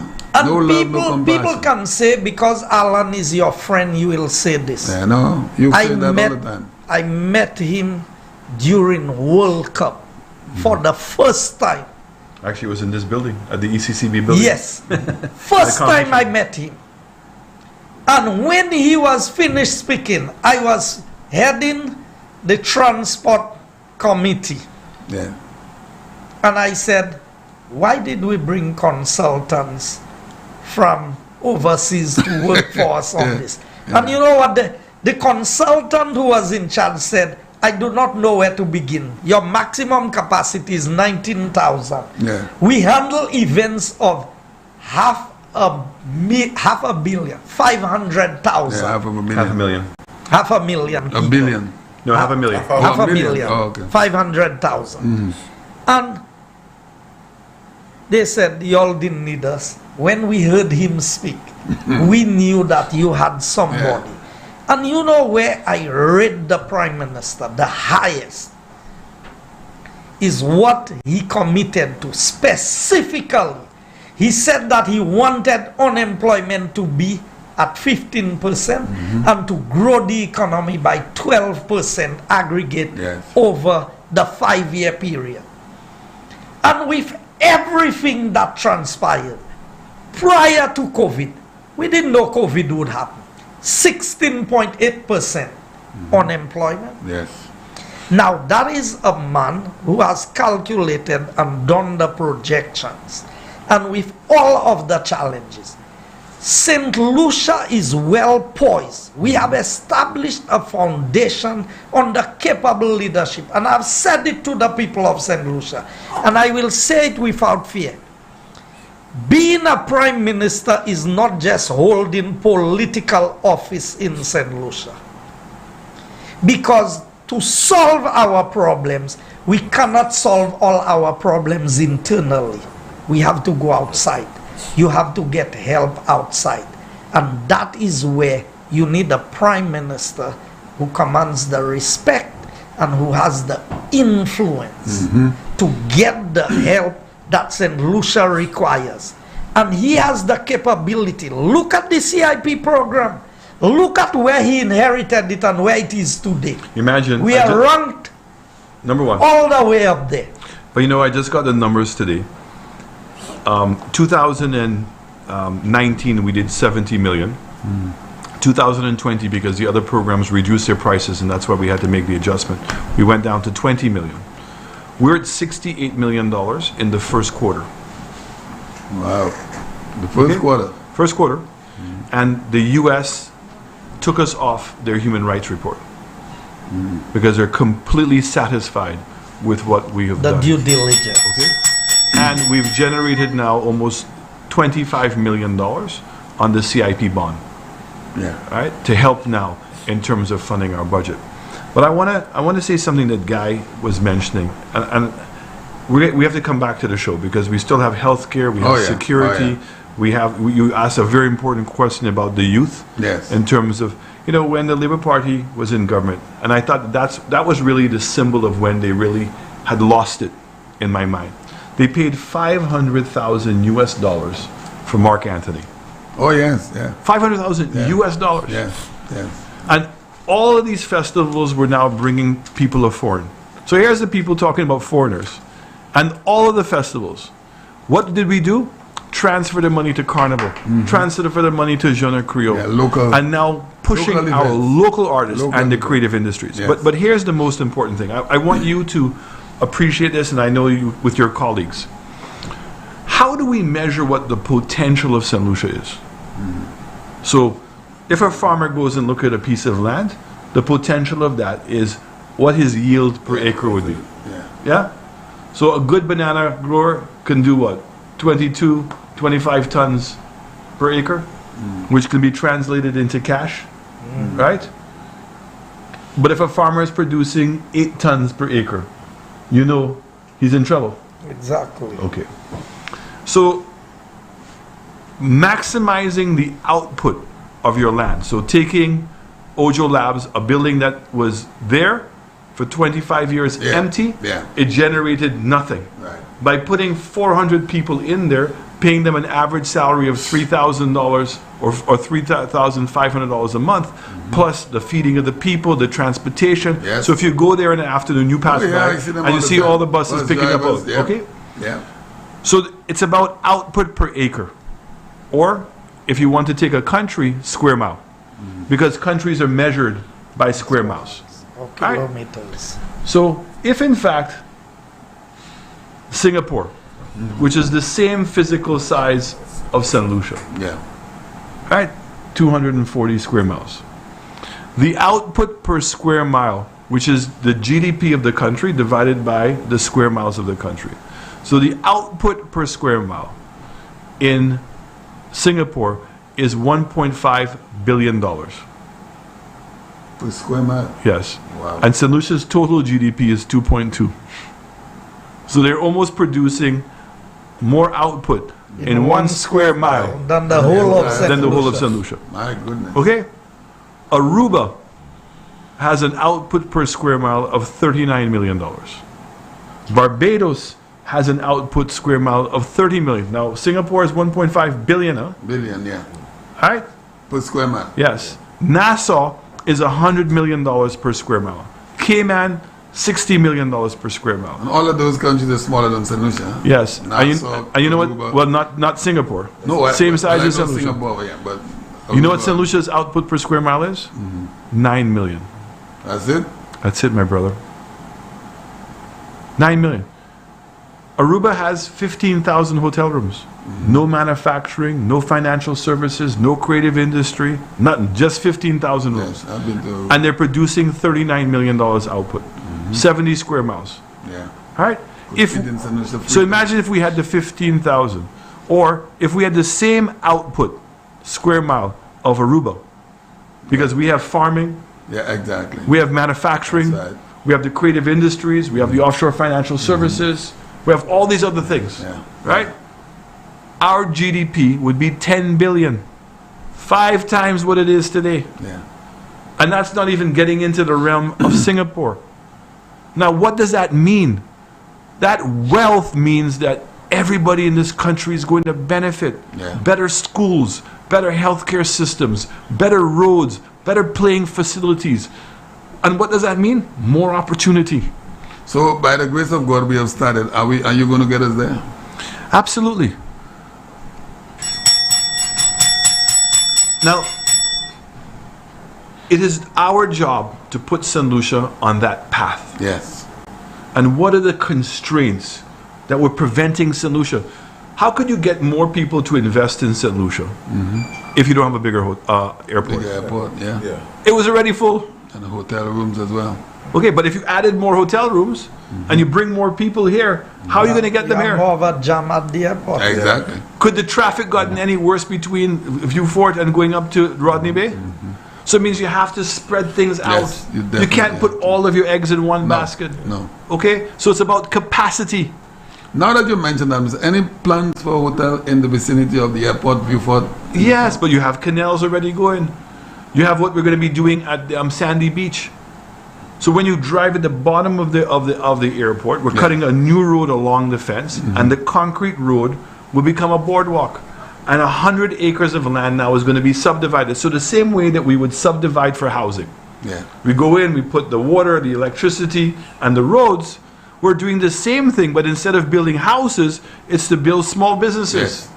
Yes. The same thing that we did at the T Village, that's smaller lots for you to put. This is a bigger lot, but it's the same concept. Yes. And what does it mean? You're now making very good land available to St. Lucians. On what a great beach. We don't want to put any hotels on the beach. What we want to do is what Mr. King did at VG Beach, what Herod has done on the Hummingbird Beach. Hummingbird. right? Put in the facilities so people can enjoy the recreation and intermingle with the tourist. The tourists want to intermingle. Oh yeah. Oh yeah. We have to have an authentic, and that's where the village tourism comes in. But what's driving us is knowing that St. Lucia is not delivering. We're bad farmers. Okay? So we have to now fix up our farm and improve the productivity. We have to improve the yield. So it's one project at a time.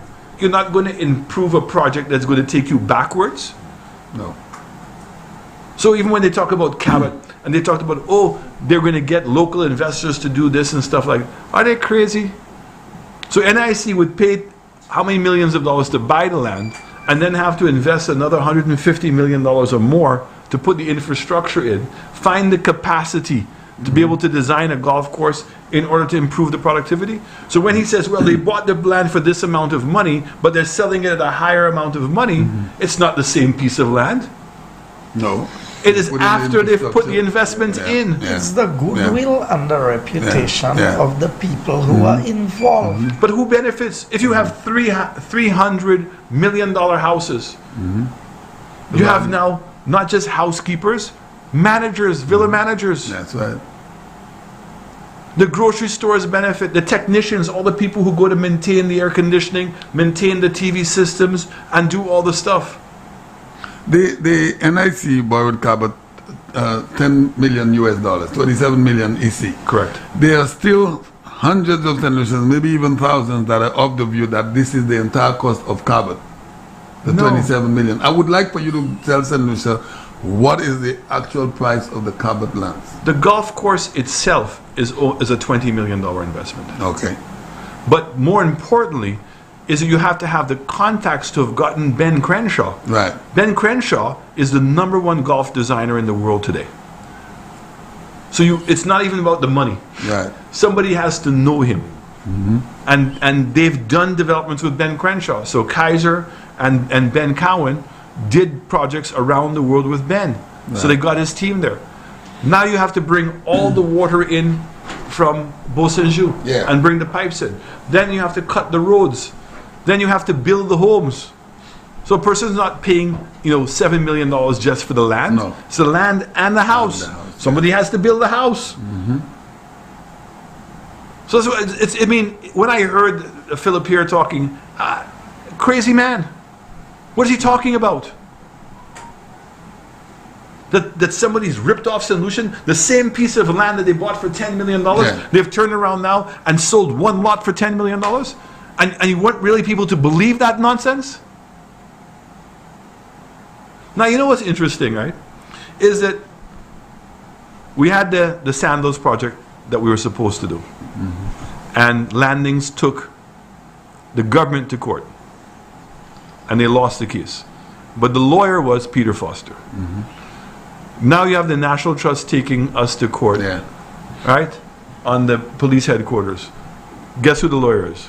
Peter Foster again. Peter Foster. Okay? The Cabot lands. Guess who wants to take the government to court? Peter Foster. We all know. I know Peter. Nice guy. But we know his affiliation. Yeah. And he knows better. There was an agreement at the police headquarters. How much of a stall is the headquarters regarding the... Not anymore. So there's no stall? No stall. There was an initial stall, but there's no stall. And even who they're suing the DCA, which is nothing to do with the government. I just read that but I assure you they're going to lose that case. I read that the National Trust just got some artifacts and is not going to put this... Can we close something? I wanted to ask you one more question, Mr. Prime Minister, before we leave. And it may sound like a simple question. I think I know the answer, but there's a lot of St. Lucians that may not know the answer to that question because you constantly hear about borrowing. Or they're borrowing. What is the need for small countries such as ours to borrow money? So borrowing is in different aspects. So as I said to you, when you have a budget and you have expenditures and it's based on your revenue. So if you know that you're going to be pulling in a certain amount of revenue, you can borrow to help from a cash flow perspective.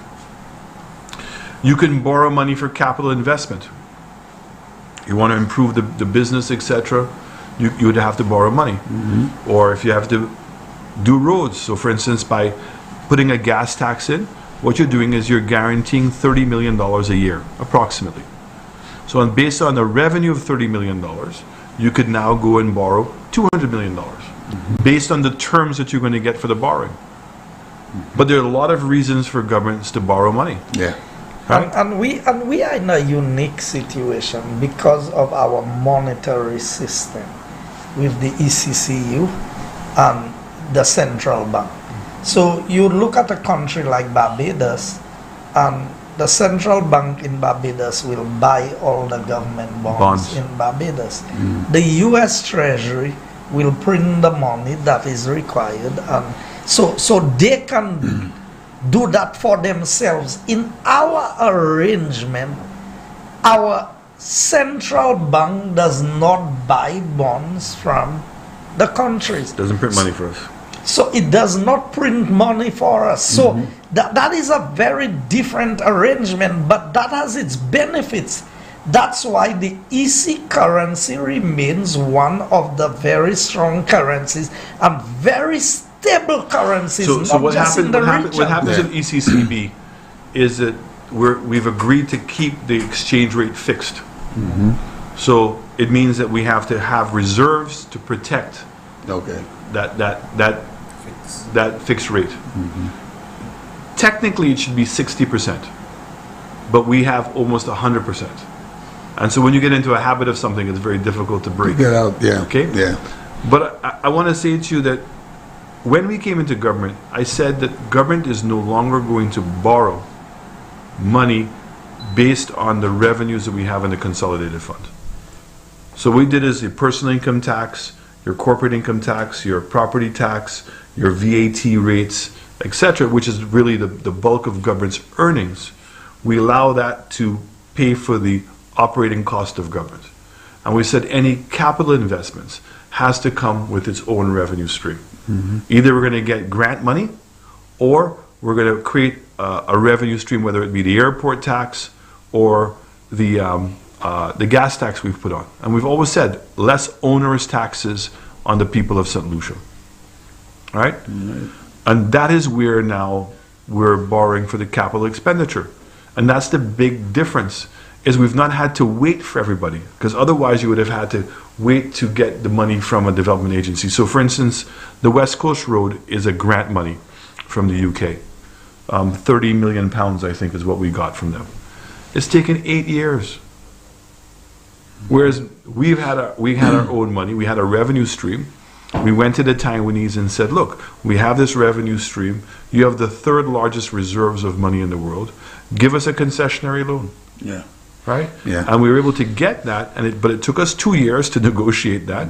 Once we agreed on what it was going to be, I tell you, between the Exim Bank, their export bank, the bank in New York, to be able to handle all the money, that took another 1.5 years. Yeah. Yeah. Right? To be able to negotiate the terms. But meanwhile, the $30 million was going into the Ministry of Infrastructure.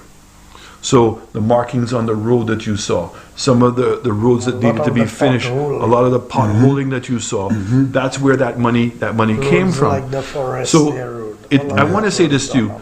We have been extremely disciplined by how much money we've borrowed. Yeah. And what's going to be interesting is the Carrie Chris report, which is your credit rating report, should be coming out very, very soon. I'm very optimistic that we will not be downgraded, because we were downgraded because the debt to GDP went from 59% to 83%. And that GDP, or that debt to GDP increase, was because your economy contracted by 20%. Yeah. Your debt increased by 10, and your economy contracted by 20%. So the good news, as tourism comes back, which was 80% of the reason why you had the contraction, your debt to GDP will drop again. So I think that once the debt to GDP drops below 75%, our credit rating will go back up. But I'm also hoping that they will give us a positive outlook, because I think that St. Lucia has actually come out of the situation much better than they expected. Yeah. and certainly I think better than anybody else is expected. But I want to say that does not mean that there are people in this country who are still not suffering. Yeah, that's not true. Definitely. They are, okay? But every person, every country in the world has suffered. And we are doing our utmost best to try to mitigate against that. Yeah. But we're trying to keep the schools, kids are back at school.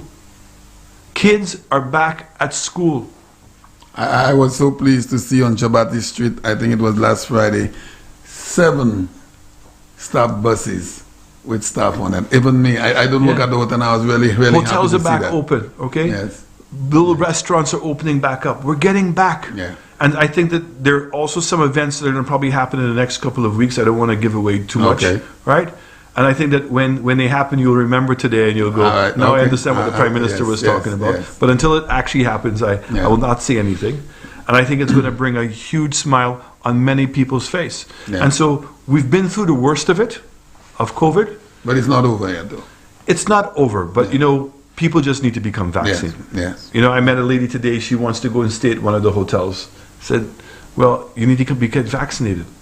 So the hotels are now saying everybody needs to be vaccinated to come to the hotels. Yeah. Right? So St. Lucians now can go and intermingle with the tourists, but everybody has to be vaccinated. That's the way the world is going. That is it. Most people now are saying to travel on a plane, you need to be vaccinated. Yes. Martinicans are going to be able to come back to St. Lucia. They have to be Yeah, vaccinated. to get If you on want to that go to boat. Martinique, you're going to have to be vaccinated. Yeah. If you want to go to the States, you're going to have to be Everywhere in the vaccinated. world. Otherwise, you're going to go into quarantine. Yeah. And I think that, you know, I've taken it. I've not asked any St. Lucian to do something I wouldn't do myself. First man in line. Many other leaders around the world have done the same thing. Many visible people in this country have done it, and I'm encouraging every St. Lucian to please become vaccinated, because this is the only way we can protect ourselves. Nobody planned for COVID. And amen, you know, the science and technology today have gotten us a vaccine much faster than we've had before. And I'm encouraging everybody to do it so we can get back to some level of normalcy. But in the meanwhile, kids are back at school, businesses are opening, and you can see that business is coming back. And I think with the investments we've made over the last year and a half and improving the competitiveness, the efficiency, the capacity of this country, in the next couple of months it's going to augur well. Business people who we're speaking to about making investments, the Diamond. Oh, yeah. Okay? Yeah. You have the Blue Borders is doing a new factory up in Massad. Was it? Is it Massad, yeah. You have Rainforest doing a 25,000 square foot fishing planting process up north. All right? All around the length and breadth of this country, people are investing. The distillery, the brewery, Barron's Food is now putting a major plant in Vieux Fort, not just to do hot peppers, but to do other products. Barron Foods. Barron, what did I say? No, I know. Barron's Food. I just repeated Barron Foods. Barron's Foods. Mr. Prime Minister, we, and I say we as all St. Lucians, we owe it a lot to you, because you, while you were pressured for shutting this country down, you said no. Okay, partially you did at some point, but you did not shut this country, and today we are reaping the benefits. We are not out of COVID. When I see 2,000 passengers every week coming into Vieux Fort, I remember. Let us not take it for granted. No, we're not. The opposition is very quick to compare St. Lucia to other countries. I want them to do the comparison now. I want them to find out which country in the Caribbean has recovered 80% of its U.S. business, and which country within the next 2 months will exceed the number of U.S. arrivals they had before. Yes. Which country has flights into the UK? Which country has increased the capacity, airline capacity, to the extent this illusion? We had you're 5 American Airlines on Saturday. What was happening? What was the famous flight? 5 American Airlines. On Friday. And one of them came from where? Yeah, one came from Dallas, one from New York. Dallas, Texas. Yeah. Direct. In COVID. Direct. We increased the number of people employed in the call center business in the middle of COVID. Yeah, so. We've encouraged private sector people to invest in this country during COVID. That's right. I don't think anywhere else in the world did that. Okay? That is a confidence that is here. That's right. Right? That's right. Confidence that is here. That's right. And that is the same thing that we're asking the people of St. Lucia to bestow upon us, to send a signal to everybody that they have confidence in this government, that they're happy with the direction that we're going in, and that they too want us to continue the journey of building a new St. Lucia for everyone, not just for some, for every person in this country. Yeah. All right, Mr. Prime Minister. Now, gentlemen, before you leave, I would like for you to put something aside for Marsha when after the next election. I cannot live in a constituency that every other constituency is going way past me. I don't know about you, right? But when I hear titles on certain people, I was trying to Mayor Champagne. Yeah. All right. Well, you heard it here, Senator. Let me apologize to our callers. We were unable to take any calls tonight, but let's hope next week we will I be want able to to thank do the that. people of Castries Southeast. I want to thank the PM and my team here, Terry, Mr. Pitt, who is our PRO, and Keisha, Keisha plays the most important role. I mean, that project is fantastic. And again, that was a project, in all fairness, to the Labour Party they started. And when we came in, we expanded it because it made sense. Yes. Okay? Anything that makes sense, we don't sit here and say, when the water project in Dennery made sense, we continued it and got into phase 2. Okay? So it's not to say that this is a party that acts on vengeance. We don't. We act in the best interest of the people of this country.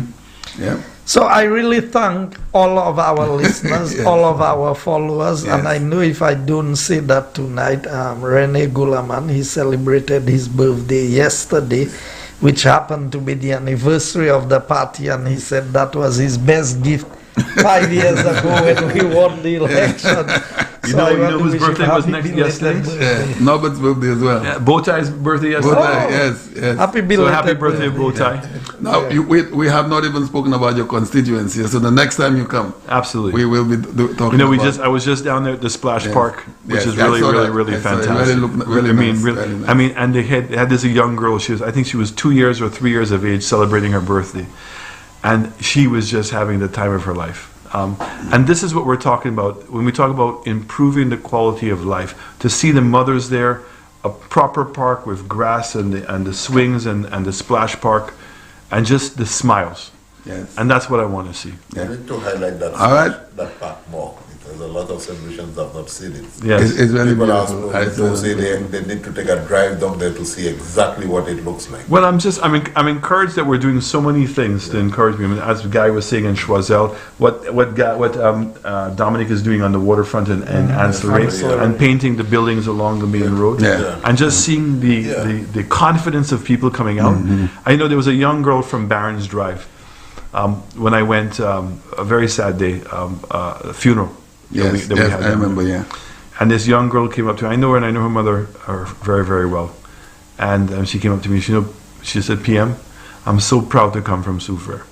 And that just really touched me because I can say to you, when I first went to Soufrière, that wasn't the case. And congratulations to Herod. The Trafalgar Square, Old Trafford Square, just incredible. But I'll tell you something. When in the next 5 years, the next two. Again? No. I'm on your side. No, I'm on your side now. I'm on your side. When you come down from the Mon and you get to the top of Goodlands and you overlook the valley, Castries Southeast will be the next city, not just a town. I tell you. But you know who's competing against him is Este, The new town. Yes. The first new town that will be is called this. And you and I spoke about that last time. Thank you, gentlemen. My phones are lighting up, but I'm really, really sorry, callers, tonight. We will do all the calls next Monday, God willing. The calls by yourself.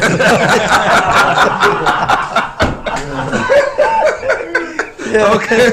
All right, gentlemen. Have a good evening. Thank you. A good night. A good night's rest. St. Lucia, let me firstly apologize for being unable to take any calls tonight, and my phones are still lighting up, but the Prime Minister and the Honorable Guy Joseph said I could take the calls. So take the calls tomorrow morning, God willing. So, St. Lucia, I hope you had a good evening, and we hope all of the information that came to your living rooms, your cars, wherever you were great information. This is the party of choice. This is the party of choice. His government is going to move this country forward. You would, these are not just promises, these are actualities. So you have a good evening, and we hope to talk to you tomorrow morning. I'm going to be back here tomorrow morning at 9 o'clock to bring you the program Champagne in the Morning, and before me, the man, Brother Norbert Williams, will be here. We will be going into the BBC at this time until the wee hours of the morning. So, St. Lucia, you have a great evening. Don't forget to pray to the great God above. Say thank you. And when you wake up tomorrow morning, also say thank you to the great God. Have a good evening, St. Lucia. Good night's rest. We love you from Sky FM. Bye-bye. There's people here. Who have you done them for? Well, I suppose big country. Today we are officially handing over the children's playground at the Lage Early Childhood Center. That's a project that was done jointly between the parliamentary representative, myself, and the Rains Forest Skyride. Based on discussions we had, agreed to provide funding to buy bits and pieces as it pertains to the playground. I had to get resources to fence the area, to level up the area, to improve the drainage. I am indeed very excited today for what Mr. Ezekiel Joseph has done for this community, for the school, the Lage Preschool, namely. I'm very grateful, and I can say a proud thank you to him for what he has done for the kids, especially in this